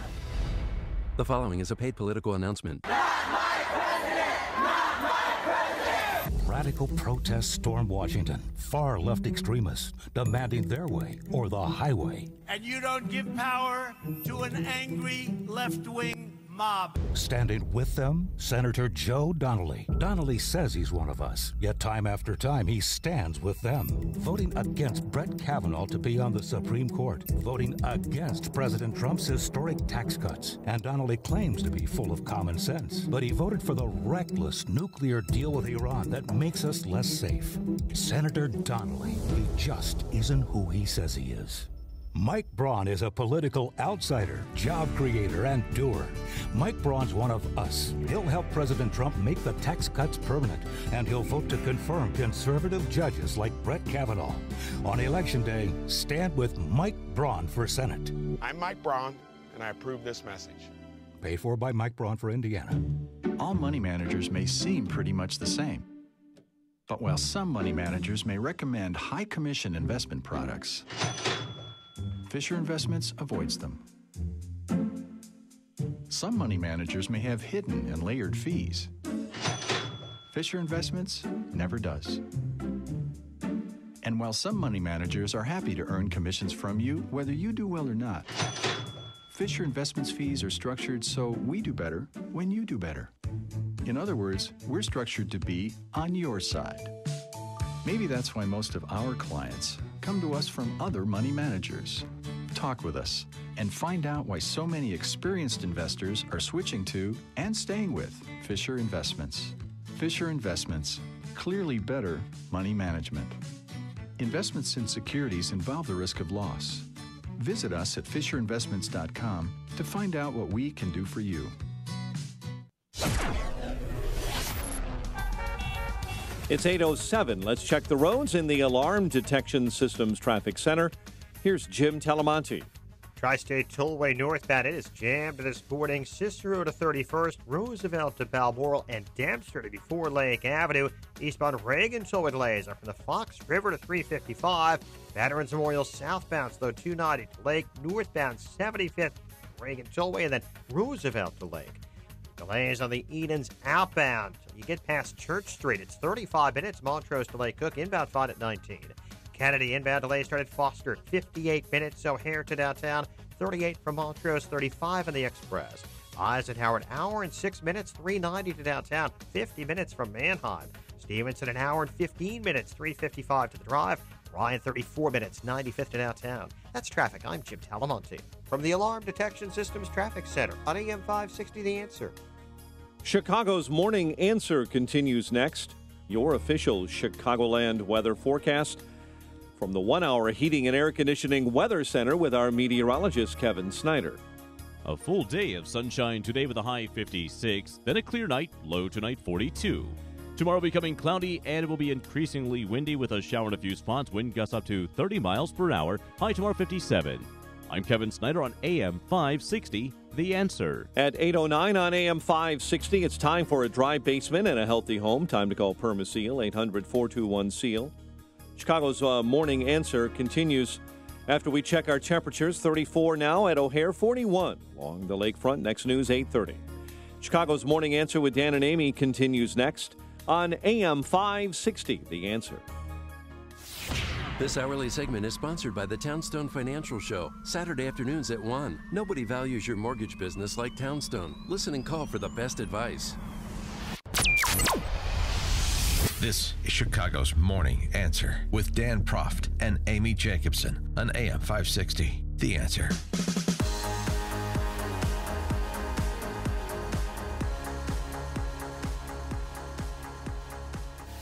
Good morning, Dan and Amy. Know about the discrimination suit filed by a handful of staffers against Spalding and his running mate Stratton. This other story, though, is interesting. I mean, they were both sort of under the rubric of the left cannibalizing the left. 40th Ward, Aldermanic Ward, candidate forum on Tuesday night was not too friendly to incumbent Alderman Pat O'Connor. No, it was not. This in Edgewater, the moderator, talk about walking into a bit of a buzzsaw. The moderator of the forum, one writer, Rick Perlstein. Have you ever heard of him? No. Me neither. Tweeted after the event, "Now that I'm not moderator, I can immoderately report that Alderman Pat O'Connor of the 40th Ward is a racist troll who's morally unfit for public office for accusing his Nigerian-American opponent of not being for the community but for Nigerians."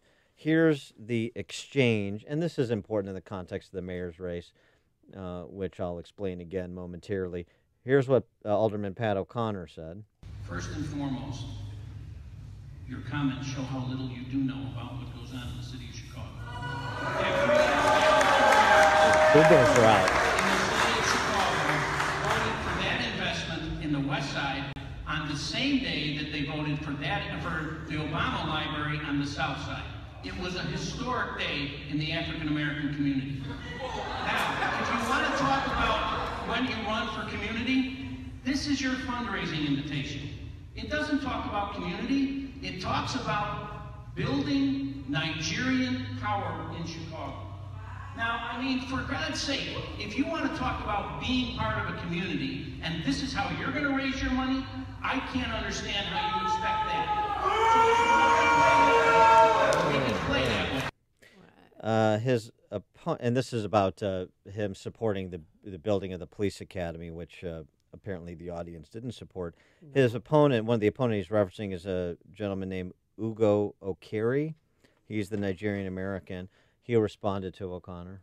Alderman O'Connor, I would like you to reread what was on that flyer, because what it said on that flyer was Nigerian political power. And guess what? There are different constituencies across the city of Chicago. Every single one deserves political power. Every single one. Because we cannot do it. Is say that some people deserve more than others and act as if we have equal political power in the city of Chicago. No, that's not true. So, O'Connor was a racist for suggesting that Okere is engaged in identity politics, focusing on Nigerian political power to the exclusion of sort of a unified vision of community. And then O'Carey confirms that's what he was doing. Right. And let me tell you something. So now O'Connor is facing the Boo Birds and the identity politics mob, and I have zero sympathy for him, just as I have zero sympathy for Spalding and Stratton, because this is the politics the left plays. And now it is... They're eating their own. That's correct. Now it's turning on them because somebody can always intersectionality you one better. And that's what they're facing. And so and this goes back to Chance the Rapper's press conference this week and all of the discussion by the political press corps in this city. How can we bring the city together? How can we bring the city together to face our challenges together, to forge solutions together? Okay, so who's going to be the black candidate? Who's going to be the Irish candidate? Who's going to be the Nigerian candidate? Who's going to be the Latino candidate? Who's going to be the Latina candidate? And who's going to be the Greek candidate? Yeah, right. Don't forget about the Greeks. John Cass, he's running. Yeah. So square the circle for me to help us do that, in addition to talk about his presentation for the City Club this week of his financial plan for the city of Chicago, is former CPS superintendent and mayoral candidate Paul Vallas. Paul, thanks for joining us again. Appreciate it. Well, thanks for having me. That was a good wake-up call this morning. Well, I mean, here's the thing. I know you want to focus on dollars and cents, and that's super important in the worst governed city in the country, major city. But the racial politics can't be ignored, and I want to get your comment on what you heard in that O'Connor 40th Ward candidate forum, and what you heard from Chance the Rapper this week in announcing his endorsement, and just the continued balkanization of Chicago by race and gender and orientation and every other identity. Well, that's a lot to handle in just about 5 or 6 minutes. But at the end of the day, I kind of ignore it all, quite frankly. I mean, if I'm going to be categorized or labeled or whatever, I just my approach is just to identify what the real problems are and to offer solid solutions and to go out there and talk to people about them. When I ran the Chicago Public Schools, I didn't experience the racial politics or any racial animosity, or I've worked in districts that were overwhelmingly minority and overwhelmingly poor, and I had few, if any, days where I really felt that there was balkanization, in part because my approach was to be honest and direct with people and offer them real solutions. When I go into the communities, the poorest communities in the city, I don't get shouted down about my support for building a police academy, if not a bigger and a better police academy than the one they have proposed. People want to know about why their neighborhoods are not safe enough, why there aren't enough cops, why their response to 911 is not quick enough, their high property taxes, their killer fees and fines, and the lead in the water. And the fact that their schools are substandard, and if they can't get their kid into a magnet school, somehow they feel they've got to either move out of the city or find some other way to get their kid into a quality school. Those are the things that I hear time and again in all the communities. And I'll tell you what, that's an answer. You know what that answer is? That's the answer, I think, how most people actually live their lives on a daily basis. There is no racial discord. There is no identity discord, but it gets whipped up by organizations that have an interest in doing it and amplified by a media that has an interest in doing it. And so, I mean, I guess one way to do it is just lead by example, like you're suggesting. That's a fair answer. Yeah, that's right. You just have to plow on. And sometimes people resort to those type of things in part because they don't have answers and they don't have solutions. Yeah. Well, I've been to more community. When I go into the community, even when I'm talking to some of the biggest advocates, some of the most vocal advocates, I don't even think that I've had a bad day. Now, I'll have plenty of bad days before this campaign is over. But, when I explain to them that, yes, this is why we need a police academy, but you know what? And this is why we need more cops. But, we also need a stronger infrastructure. We also need better training. We also need to have the right sergeant ratios so that we have the right supervision. And we also have to take advantage of the, 9,000 ROTC cadets that we have in the Chicago Public Schools, and perhaps they can be the next generation of police officers and firefighters and paramedics, and so that the police department over the years can become more reflective of the community in a natural, organic way. And when I say those type of things, I don't get shouted down. People don't accuse me of, being pro-police and anti-community. People listen. People want answers. And I you think know the about majority of this people, too, because your wife's a police officer and both of your sons are police officers, correct?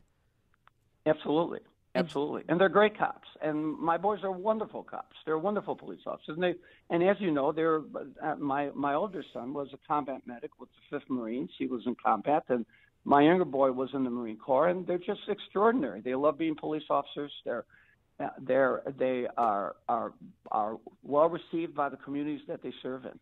All right. Now let's talk about your financial plan, black and white in terms of numbers, not in terms of race.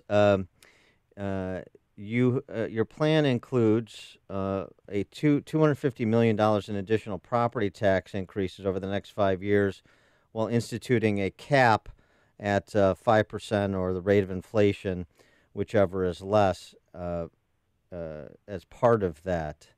So, I mean, property tax is sort of a bête noire of mine because it's destroying and destroying the city, the state, driving people out of here. $250 million increase in property taxes against the backdrop of the highest property taxes in the nation, in the context of an $8 billion budget. You can achieve savings and restructuring and shrinking of government elsewhere to prevent from the need for more property tax increases?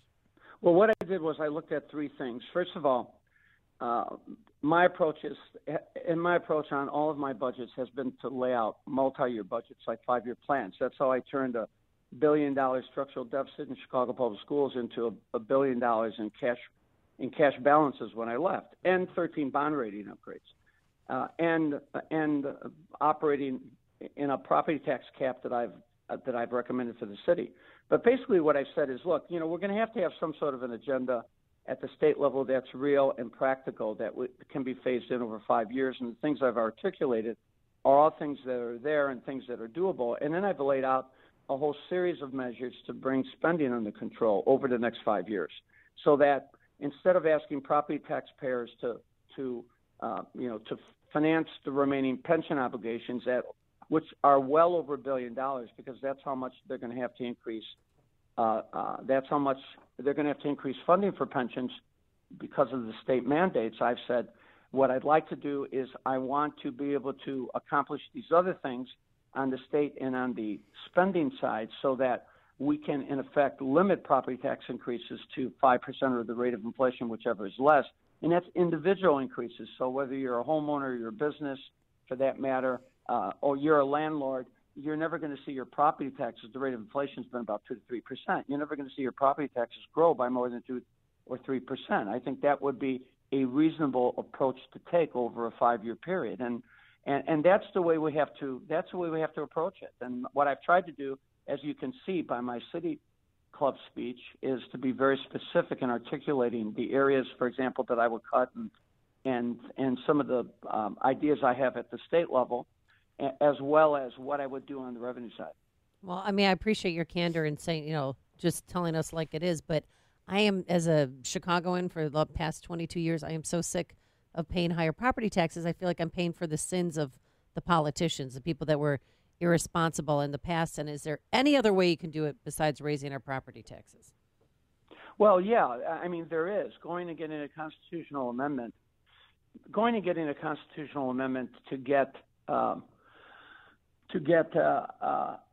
have the ability to negotiate pension funding compromises and then have them stick, and not have the very political Supreme Court overrule them time and time again, is the most direct way to do that. But short of that, you've got to be realistic and you've got to be practical. Look, Emmanuel's raised property taxes and a combination of other taxes and fees by $1.5 billion. And they're going to be facing another property tax increase of that size. What I'm trying to do is to lay out a strategy to minimize those increases. And I think if you go to taxpayers and you say, look, we can solve the city's financial problems while at the same time creating conditions so that we can have enough police officers in the community, we can have the type of economic development investment in all communities so that we can begin to grow the city, because the city's declining. The city's lost 17% of its residential property tax wealth just because of the declining city.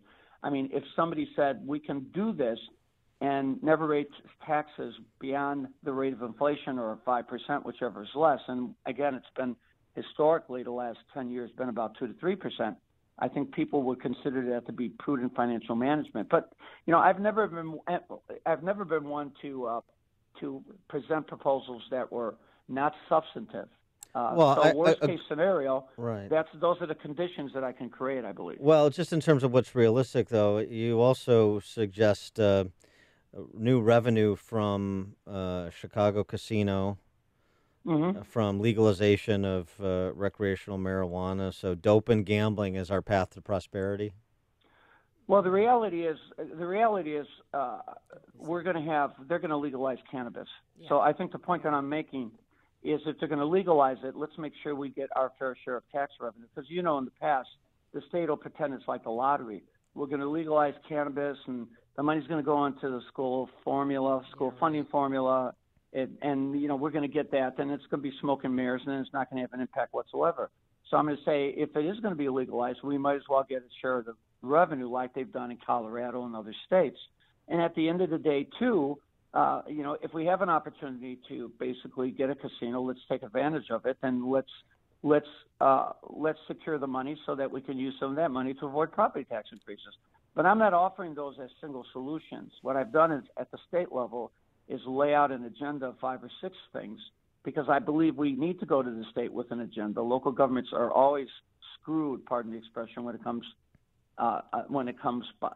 to state action. The state's always imposing more mandates on local governments, while not giving them the revenues to support those mandates. So I'm trying, based on my 12 years experience in Springfield, I'm trying to articulate what we can get from Springfield so we can minimize the need to raise local property taxes. With respect to the schools, we understand from Econ 101 that competition improves goods and services and lowers costs. So what about increasing competition within CPS to do just that? Well, as you know, I'm if you read the blogs, there are some people who think I invented charter schools. In New Orleans, we created the nation's first 100% school choice district. So, I've been a supporter of school choice. I've been supporter of traditional public school choice. So I've never been a wallflower on those type of issues. The challenge that they have in the schools, obviously, is the fact that they've lost 70,000 students since I departed the Chicago Public Schools, I might add. Mm-hmm. And because they have not made the schools attractive enough, because there are too many substandard schools. And, I think the decline of the schools, and the city colleges have lost 1/3 of their population, is also having an impact on the city and is also resulting in people voting with their feet, which is moving out of the city. So at the end of the day, I've supported competition. I always have. And I believe that we can make the schools better. And I think we can make the schools better within the context of the available revenues. Look, we all want more money, and we all want the state to fully fund the school aid formula that they just enacted. But at the end of the day, just as I was able to straighten out the school's financial problems when I was CEO and left the schools with 12 bond rating upgrades, I'm pretty confident that given the present financial situation, I'm going to be able to perform with a similar level of success when I become mayor. All right. He is Paul Vallas, former CEO of CPS, candidate for mayor of Chicago in February. Paul, thanks as always for joining us. Appreciate it. And thanks so much for giving me the time, and have a great day to you and your listeners. All right. Thank you, Thanks, sir. Paul. And he joined us on our Turnkey.pro answer line. It's like a hot, steaming cup of information to start your day. It's Chicago's Morning Answer on AM 560. The Answer. The following is a paid political announcement. Radical protests storm Washington. Far-left extremists demanding their way or the highway. And you don't give power to an angry left-wing mob. Standing with them, Senator Joe Donnelly. Donnelly says he's one of us, yet time after time he stands with them. Voting against Brett Kavanaugh to be on the Supreme Court. Voting against President Trump's historic tax cuts. And Donnelly claims to be full of common sense. But he voted for the reckless nuclear deal with Iran that makes us less safe. Senator Donnelly, he just isn't who he says he is. Mike Braun is a political outsider, job creator, and doer. Mike Braun's one of us. He'll help President Trump make the tax cuts permanent, and he'll vote to confirm conservative judges like Brett Kavanaugh. On Election Day, stand with Mike Braun for Senate. I'm Mike Braun, and I approve this message. Paid for by Mike Braun for Indiana. If you're interested in refinancing your existing home or investment property, then you need to call Team Hochberg. George from Bucktown was so happy with his refinance. He wrote this review. I'm very pleased with the way my Team Hochberg loan officer, Anna Eckroth, and Team Hochberg helped me and my family secure a new mortgage within 2 weeks of signing the application. Everything was done in an efficient and professional manner, and I was thrilled Team Hochberg secured me an appraisal waiver, which saved me a lot of time and money. I was able to secure a lower rate and save a couple $100 a month. I'll definitely refer anybody I know to Anna and Team Hochberg. Hey, if you're refinancing your home or investment property and would like your loan processed in the same professional manner as George, call the Team Hochberg mortgage experts right now at 312-751-1333 for a free consultation or visit am560david.com. Team Hochberg has helped me and thousands of AM560 listeners, but they can't help you if you don't call. 312-751-1333 or visit am560david.com. Pearl Mortgage, Equal Housing Lender, Illinois Residential Mortgage Licensee 4358, NMLS 19186. Balance of Nature's fruits and veggies in a capsule. I thought I had a sinus headache for a few days, but I had a massive brain aneurysm, hemorrhage of the brain, and a stroke, and I was on my deathbed. I was on a respirator in a coma for 35 days, and 3 months later, I came home in a wheelchair. I had double vision. I had to learn to walk again, to speak again. 1 and 1 is 2, write the alphabet. You know, if I went out and did a little something, I'd come home, I'd be in bed. Now, I'm up by like 5:30 in the morning, and I go to the gym. I do shopping. I cook. I have energy all day. I mean, I feel great. Overall, my whole outlook, just feeling, my mental aspect, everything is better. For a limited time, use discount code CHICAGO, and we'll take 35% off your first preferred set of fruits and veggies and have them shipped to you free. Call 800-246-8751. That's 1-800-246-8751, or go online to balanceofnature.com and use discount code CHICAGO. Upstream-ideas.com, premium content that complements what we do each morning on this show. Long-form interviews are Against the Current series this week, featuring John Cash, Chicago Tribune columnist extraordinaire, his insights on the November 6th election, so you want to check that out. Upstream-ideas.com, property tax, home sales information, defendhomeowners.com. Coming up on Chicago's Morning Answer, we'll talk to Hollywood screenwriter Andrew Klavan. He was the screenwriter for the Gosnell movie, which broke into the top 10 in box office receipts opening weekend last weekend, despite the total blackout from movie reviewers and the entertainment press. We'll talk to him about that, as well as, a couple of other political matters like Pocahontas. That's at 8:38. But first, let's go into the newsroom. Here's Mike Scott. 34 degrees this morning at 8:31. Secretary of State Mike Pompeo and the president will meet today discussing what Pompeo learned in Saudi Arabia and Turkey about the disappearance of Washington Post columnist Jamal Khashoggi. Khashoggi has not been seen since he went into the Saudi consulate in Istanbul more than 2 weeks ago. Former president of USA Gymnastics Steve Penny is under arrest this morning. Arrest for tampering with evidence in the Larry Nassar scandal. NBC's Kate Snow has details. The district attorney in Walker County, Texas, alleging when Penny learned the once famous training camp for Olympic gymnasts, the Caroli Ranch, was being investigated, he ordered the removal of documents. Penny was arrested by a fugitive task force late last night in Gatlinburg, Tennessee. U.S. Marshals say Penny was indicted by a Texas grand jury on felony charges of tampering with evidence in the molestation case against the former USA Gymnastics team doctor. The death toll from Hurricane Michael is rising. 4 bodies were found yesterday in the search of Mexico Beach, Florida. Fewer Americans are filing for unemployment benefits. The Labor Department this morning reports 210,000 workers filed first-time claims for jobless benefits.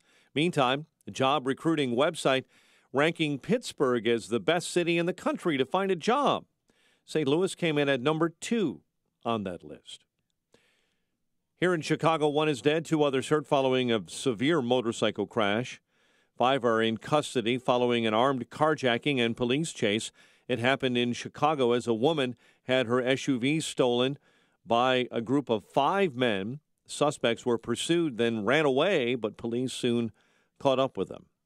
The FBI arrests 1 person on the north side, part of a terror-related investigation, all centering on a building in the 5200 block of North Virginia Avenue. Mayor Emanuel says he's not planning on raising taxes again before he leaves office next year. The mayor delivered his final spending plan yesterday. The Bulls are on the road tonight, opening the regular season against the Sixers. Blackhawks take on the Coyotes tonight at the UC. Fall baseball, Brewers fall to the Dodgers 5-2 in Game 5 of the NLCS. ALCS was the Red Sox over the Astros 8-6. The news is a service of Unbound.org. Right now, there are young people across the world facing a tough choice. Continue their dream of education or drop out to help their family put food on the table. Change their future in a single moment. See how far your support can go at Unbound.org. 8:34 and a check of traffic and weather on the way next on AM 560. Dennis Prager believes the left has no limits. Those who are kind to the cruel will be cruel to the kind. That is a motto of our dear fellow citizens of the left, because that's all it takes is a favorable word, a mere vote for Republican, and you're pro-rape. You understand how sick it has become? There are no moral limits to what they will do or say. The Dennis Prager Show, weekdays at 11, right before Sean Hannity at 2 on AM 560. The Answer. The following is a paid political announcement. Do you believe Springfield works for us? Sean Thompson from Elmwood Park doesn't. Nobody represents me, and nobody represents you. They represent themselves. Ann Peterson from West Chicago isn't getting her money's worth out of Springfield. I don't believe that we're getting additional value for the additional taxes that we're paying. Your property taxes go up, your home value goes down. Politicians waste your money. The government takes your home. Rich, poor, Republican, Democrat, we're all the same when it comes to property taxes. Gino Fioravanti of River Forest is leaving Illinois because of high taxes. We're not going to be living in Illinois anymore, and it's due to the property taxes. They've just gotten out of control. It's bipartisan failure. You either force politicians who oppose property tax caps out of office, or they force you out of Illinois. A group of independent property tax reform candidates are running to save your home. Go to SaveYourHomeNow.org to take up their fight just as they have taken up yours. You stay. The politicians go, because they're the ones who suck. SaveYourHomeNow.org. Liberty Principles paid for this ad and is solely responsible for its content, not authorized by any candidate or candidate committee. Nothing speaks louder about an auto dealer than a happy customer. And at Joe Cotton Ford, they have many. Typically, the car buying process, I think a lot of people would agree that it's not a pleasant experience. You look forward to buying a car, but the actual having to negotiate and purchase a car can sometimes be an ugly thing. And the one thing that I've always had here in 19 years, every time we purchased a car, it's been a pleasant experience. Another reason why folks keep coming back to Joe Cotton Ford. This month is Truck Month at Joe Cotton Ford, where you can save thousands on your favorite trucks and SUVs. Now's the time to get into a new 2018 Ford F-150. Once again, chosen as Motor Trend Truck of the Year. Joe Cotton Ford has hundreds in stock ready for delivery. No hype and no pressure. It's why generations of customers keep coming back to Joe Cotton Ford. Get to Joe Cotton Ford today and save big during Truck Month. Gary and North Avenue in Carroll Stream, or at JoeCottonFord.com. JoeCottonFord.com.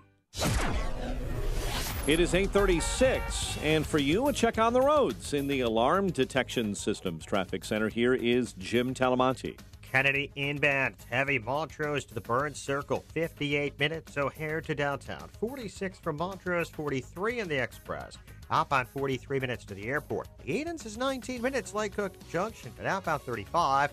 Inbound Eisenhower, an hour and 4 minutes, 390 to downtown. 47 minutes from Manheim, outbound 58 minutes to 390. Stevenson, an hour and 15 minutes, 355 to Lakeshore Drive, outbound 39 minutes. Ryan, 36 minutes, 95th to downtown. Tri-State southbound heavy 21 to Bradley. The Adams Tollway to Irving Park. Northbound Cicero to 31st and Roosevelt to Balmoral. Eastbound Reagan Tollway delays from Farnsworth to Yackley. Northbound Veterans Memorial to Boughton Toll, much of the way to 290. It's traffic. I'm Jim Talamonte. From the Alarm Detection Systems Traffic Center on AM 560 The Answer. Chicago's Morning Answer continues next. Your official Chicagoland weather forecast. From the 1-hour heating and air conditioning weather center, plenty of sunshine today, high of 56, clear and 42 overnight. In Chicago, sunshine and 34 degrees. Next news coming up at 9. And Chicago's Morning Answer with Dan and Amy continues next on AM 560, The Answer. This hourly segment is brought to you by Papa Nicholas Coffee. Papa Nicholas, best beans, best roast, best coffee. Coming up next, it's me, Mike Gallagher, right after Chicago's Morning Answer with Dan and Amy on AM 560, The Answer. Good morning, Dan and Amy, and excellent piece in the Wall Street Journal from Jason Riley. Gosnell, like its namesake, faces a media blackout. He points to the Gosnell film released last week, cracked the top 10 box office receipts for its opening weekend, despite completely being ignored. I mean, it was difficult enough to get to theaters. Now it's completely ignored. Try and see it in Chicago. You can't. You have to go to an outlying suburb around here. Jason Riley goes through the case of this Philadelphia abortionist who was convicted of murder in 2013, serving a life sentence in prison, no possibility of parole. And he recounts how the movie was treated very much like Gosnell's trial in 2013, with the national media ignoring it, other than Fox News. The liberal press, writes Riley, knew the story would cast a negative light on abortion, and that concerned them much more than bringing to justice a doctor who committed infanticide and routinely risked the health of women. Ultimately, social media shamed the press into covering the trial, but you won't be shocked to find out that the interest in the story hasn't lasted. Some outlets have refused to run ads for the film, and almost all major publications have declined to review it, which explains why I had so little company on Friday, writes Riley, when he went to see it the day it opened. For more on this and a couple of other matters of cultural import, we're pleased to be joined again by our friend Andrew Klavan. He's a podcaster in addition to a Hollywood screenwriter, Another Kingdom. He's also, in addition to True Crime, which was Clint Eastwood made into a movie, he's the screenwriter for the Gosnell movie. Andrew Klavan, thanks so much for joining us. Appreciate it. Always great to be here. Thanks. So what about the completely unsurprising entertainment press treatment of the Gosnell movie? Well, it's actually kind of interesting because they could have chosen what they do with most pro-American, Christian, or anti-abortion films. They could have just chosen to rip into it, but instead they chose to absolutely ignore it, which is what they did to the trial in the first case. Mm-hmm. And what's fascinating to me about this is you could take a point of view that says, look, this is not a film about abortion. This was a guy who was murdering children. The children were born. He didn't really know what he was doing, so he would deliver the children and then kill them. And that's murder in anyone's book. I mean, most states have a limitation on abortion up at 20 weeks, which is, 5 months, which is appalling anyway. But this was way, way beyond that. So they could have just said, well, this is not abortion. This is an infanticide. And, of course, we all agree it's against the law. And we're not going to talk about abortion in this case, which is kind of what the judge said when she wanted to try the case.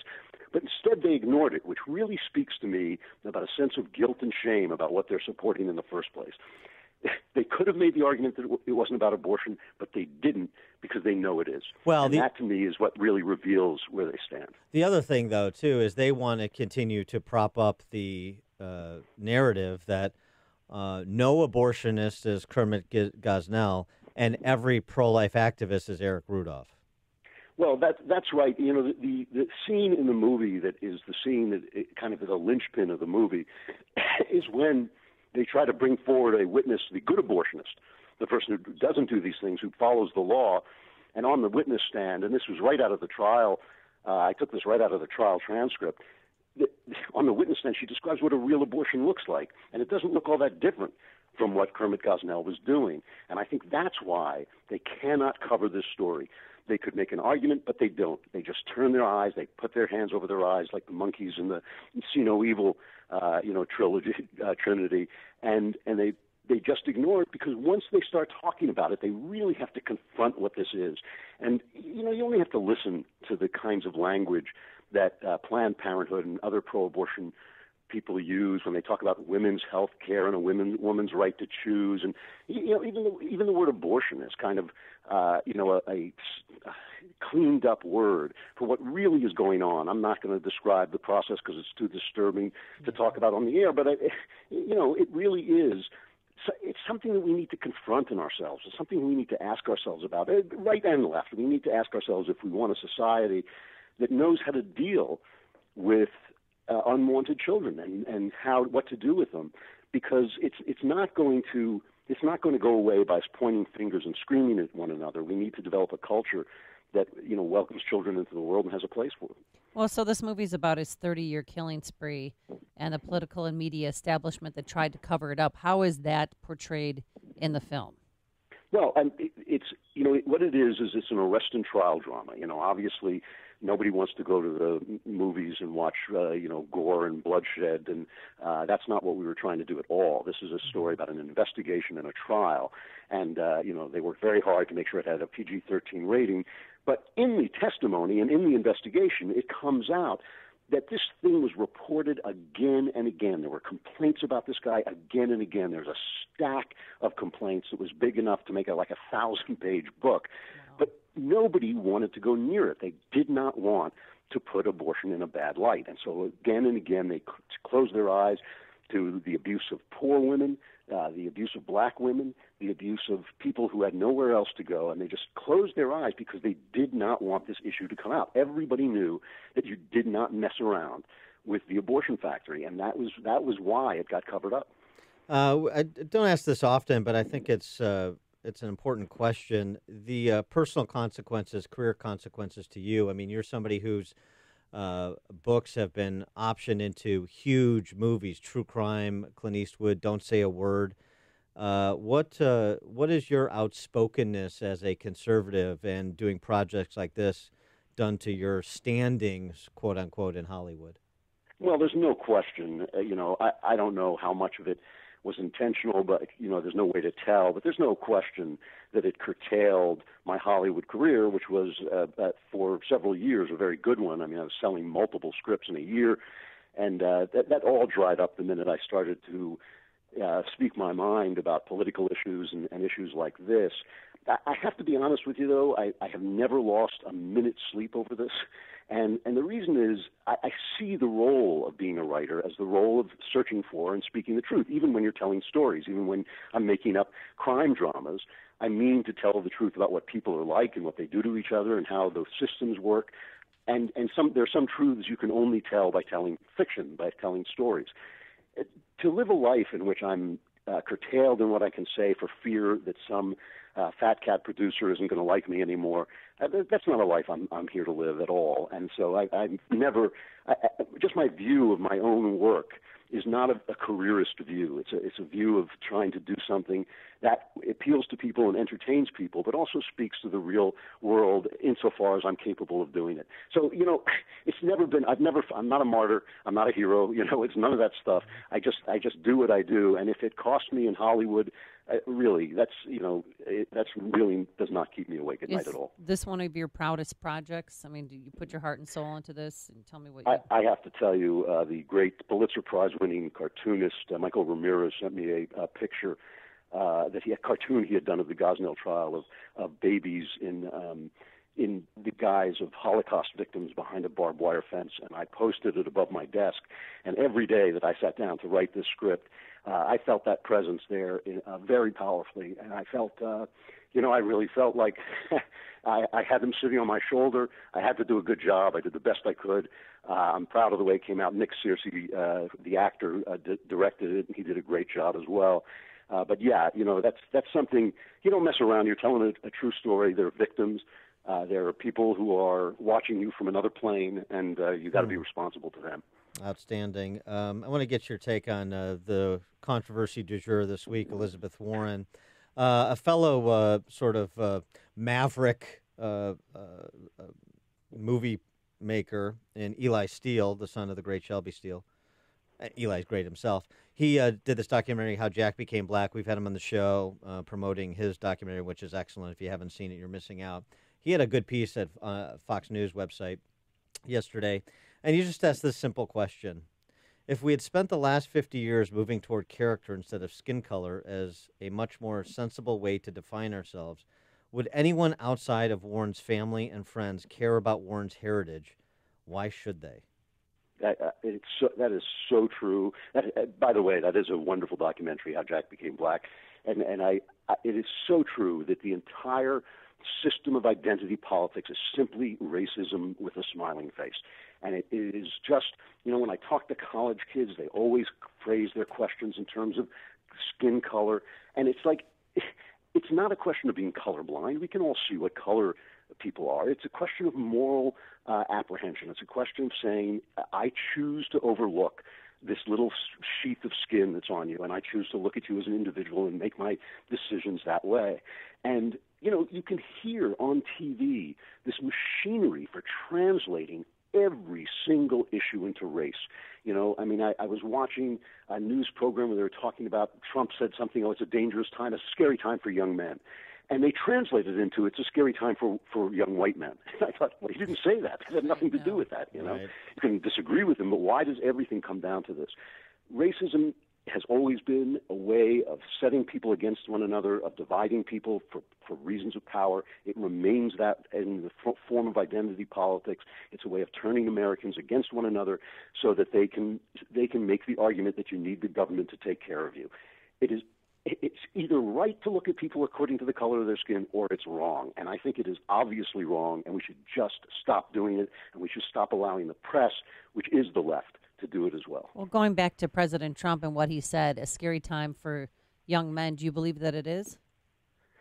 I think what was scary, no. I think what was scary was the willingness to overthrow due process just to get at a judge, at Judge Kavanaugh. We've had this 3 times now. We've had the Bork hearing, we've had the Clarence Thomas hearing, and now we've had the Kavanaugh hearing, where the left is willing to do anything in order to keep the power to rewrite the Constitution from the words that are actually on the page into what they think should be there.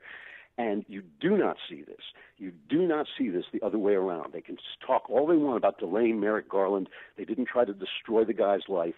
They voted for Elena Kagan. The GOP voted for Elena Kagan. They voted for Ruth Bader Ginsburg. They have not responded in kind because it's not the same argument. We're arguing for judges who will say what is in the Constitution, to play the referee over the laws that are passed. They're arguing for judges who will rewrite the Constitution as they feel it should have been written in the first place. That's a very different argument. And so they have to go after good judges and destroy their character and attack their lives. And the GOP simply doesn't do it. It doesn't happen.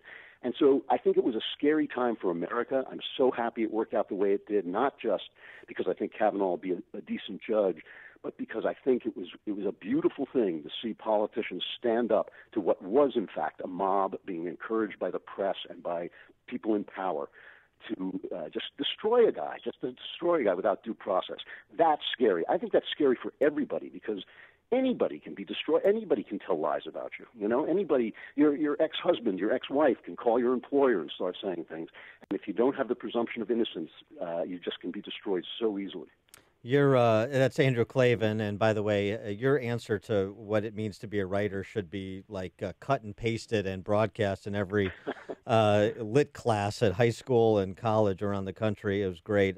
He's a podcaster, of course, Another Kingdom, a famed Hollywood screenwriter, and the screenwriter for the Gosnell movie, The Trial of America's Biggest Serial Killer, which is in theaters somewhat near you, but find them. Yeah, Woodridge, Addison, and Crestwood are the closest ones. There you go. Find them in Chicagoland and elsewhere. Andrew Klavan, thanks so much for joining us. Appreciate it. Thanks a lot. Always a pleasure. Yes, thank you. And he joined us on our turnkey.pro answer line. You're listening to Chicago's Morning Answer with Dan Proft and Amy Jacobson on AM 560. The Answer. The following is a paid political announcement. Not my president! Not my president! radical protests storm Washington. Far left extremists demanding their way or the highway. And you don't give power to an angry left-wing mob. Standing with them, Senator Joe Donnelly. Donnelly says he's one of us, yet time after time he stands with them. Voting against Brett Kavanaugh to be on the Supreme Court. Voting against President Trump's historic tax cuts. And Donnelly claims to be full of common sense. But he voted for the reckless nuclear deal with Iran that makes us less safe. Senator Donnelly, he just isn't who he says he is. Mike Braun is a political outsider, job creator, and doer. Mike Braun's one of us. He'll help President Trump make the tax cuts permanent, and he'll vote to confirm conservative judges like Brett Kavanaugh. On Election Day, stand with Mike Braun for Senate. I'm Mike Braun, and I approve this message. Paid for by Mike Braun for Indiana. This is Dan Proft with 60 Seconds of Sanity for Upstream-Ideas.com. The dismal TV drones are missing something important in handicapping the midterms. They obsess about how narrow are the GOP congressional majorities without considering the supermajorities Republicans enjoy in state houses and governor's mansions across the country. That's called political infrastructure, and it matters. Local political officials and operatives have credibility with voters and thus turnout capacity that can't be bought with Michael Bloomberg's millions. Federal races are not national elections, they're local ones. Just as local races can be federalized, so can federal races be localized. Popular Republican governors with Republican legislative majorities matter too. That's good news for key Senate and House races in Arizona, Florida, Indiana, Nevada, North Dakota, Tennessee, and Texas. The state and local Republicans in these states are popular because they've made choices in advance of economic liberty that have improved the vitality of life for their constituents. As a report earlier this year by the American Legislative Exchange Council found, it's not complicated. I suspect voters in these states may elect to continue to keep it simple on November 6th by sticking with what's working. Comb-overs, hats, remembering to shave your head. It doesn't matter what you try. Hair loss isn't pretty. That's why Chicago football icon Brian Urlacher, known for his bald head, decided to tackle balding with Restore. Thanks to Restore's breakthrough one-day procedure, being more attractive, confident, and looking younger has never been easier. You'll spend the day playing on your tablet, while healthy hair is relocated from the back of your head to the balding areas. Listen to Hall of Famer Brian Urlacher talk about his experience with Restore. Once I got my consultation at Restore, the decision was easy. People can't believe that it's my hair. It's an amazing experience for me, and I owe it all to Restore. Restore has helped thousands of men regrow their own hair. Now through October 26th, see what you could look like with a full head of hair with a free 3D hair analysis. Plus $500 off when you call 800-262-1212. That's 800-262-1212 for your free 3D hair analysis. Plus $500 off, but only until October 26th. Call now, 800-262-1212. Did you know that studies have shown that we need over 10 servings of fruits and veggies every single day? If you're like me, it's hard to find the time and money to prepare and eat all of those fruits and vegetables. Who can do that? Yet we know that proper nutrition can prevent health problems, give us energy, and help us heal faster. Balance of Nature has spent over 20 years researching and delivering solutions to this problem. We can ensure that you consume over 30 different fruits and veggies every single day. Our capsules are filled with 100% real whole foods. There isn't a single thing added to Balance of Nature products. They're pure. We spent an incredible amount of time on the quality of our products. We do this for you. We do it for our own families. Give yourself a break and give your body what it needs. Call now to receive 35% off your first Balance of Nature order. Call 1-800-2468-751 or go online to balanceofnature.com. Use promo code CHICAGO. You know, woke up feeling refreshed, no neck pain, no headaches, and last night I was wondering, why aren't more people sleeping on a MyPillow? It's great because you can move the fill to give you the support you need, regardless if you sleep on your back or your side or your stomach. And again, you always wake up feeling refreshed. MyPillow, made in America. Let's support American companies. They have a 10-year warranty. Who does that? And a 60-day money-back guarantee. So the creator, Mike Lindell, really, truly believes in his product. Right now, we sell the buy one, get one free pillows. The offer, I should say. And if you go to MyPillow.com, you can find dog beds that you can throw in the washer and dryer. You don't have to throw them out or take them to the cleaners. I love their Giza cotton sheets and pillowcases, just like 700 thread count Egyptian cotton. There's also so much more you can find at MyPillow.com. And when you check out, type Amy in the promo code, and you'll get an automatic 30% off your entire order. MyPillow.com. Or call 800-489-0201. That's 489-0201 and tell them Amy sent you. For more than a half century, Mueller CPA and Financial Advisory has provided audit, tax, outsourced accounting, business consulting, and financial advisory services to Chicagoland companies. Mueller provides customized financial guidance to a client base that includes independent business owners, startups, local government, and nonprofits. I'm with Dave Nissen, Mueller Managing Partner. Thanks, Dan. Mueller values being part of the community for the last 50 years, meeting our clients' financial service needs. A major component of meeting those needs is our professionals' superb knowledge and their ability to deliver timely and quality solutions to meet our clients' challenges. Whether you're interested in tax minimization strategies, looking to expand your business, or need assistance with business planning, our team can help. Our goal is your company's financial success today and over a lifetime. For questions about how the recent legislative changes can specifically affect your business or how to effectively plan for these changes, call Dave Nissen at 847-888-8600 or visit MuellerCPA.com. That's Mueller, M-U-E-L-L-E-R, CPA.com. AM 560, The Answer. Well, we are less than 2 weeks away from Freedom Summit 2018, and if you haven't gotten your tickets, what are you waiting for? The premium gold tickets are sold out, but we have a limited number of premium silver and economy tickets still available at freedomsummitchicago.com. That's what's it called, Dan? Freedom Family Fest Fun Day, right? Something like that. freedomsummitchicago.com, and this year's event is being presented by Geiger Wealth Management, Chicago's retirement experts, and it's coming up on Saturday, October 27th, so that's a week from tomorrow, at the Westin Chicago Northwest in Itasca. This year's keynote speakers are Sheriff David Clark and Heather McDonald and James O'Keefe, Kurt Schlichter, Noah Rothman. They'll be there along with you, me, Joe Walsh. There will also be great breakout sessions on the Second Amendment, radical Islam, street violence in Chicago, and the property tax crisis in Illinois, something near and dear to your heart, Dan. I might send a replica doll in my place. Oh, that's right. You don't want to miss Freedom Summit 2018. Get your tickets today at freedomsummitchicago.com. freedomsummitchicago.com. Now let's go into the newsroom and catch up on everything. Here is Mike Scott. Mayor Emanuel delivering his final budget address. Sunny day ahead in your forecast. WIND Chicago News Time, 9 o'clock. President Trump's about to meet with his secretary.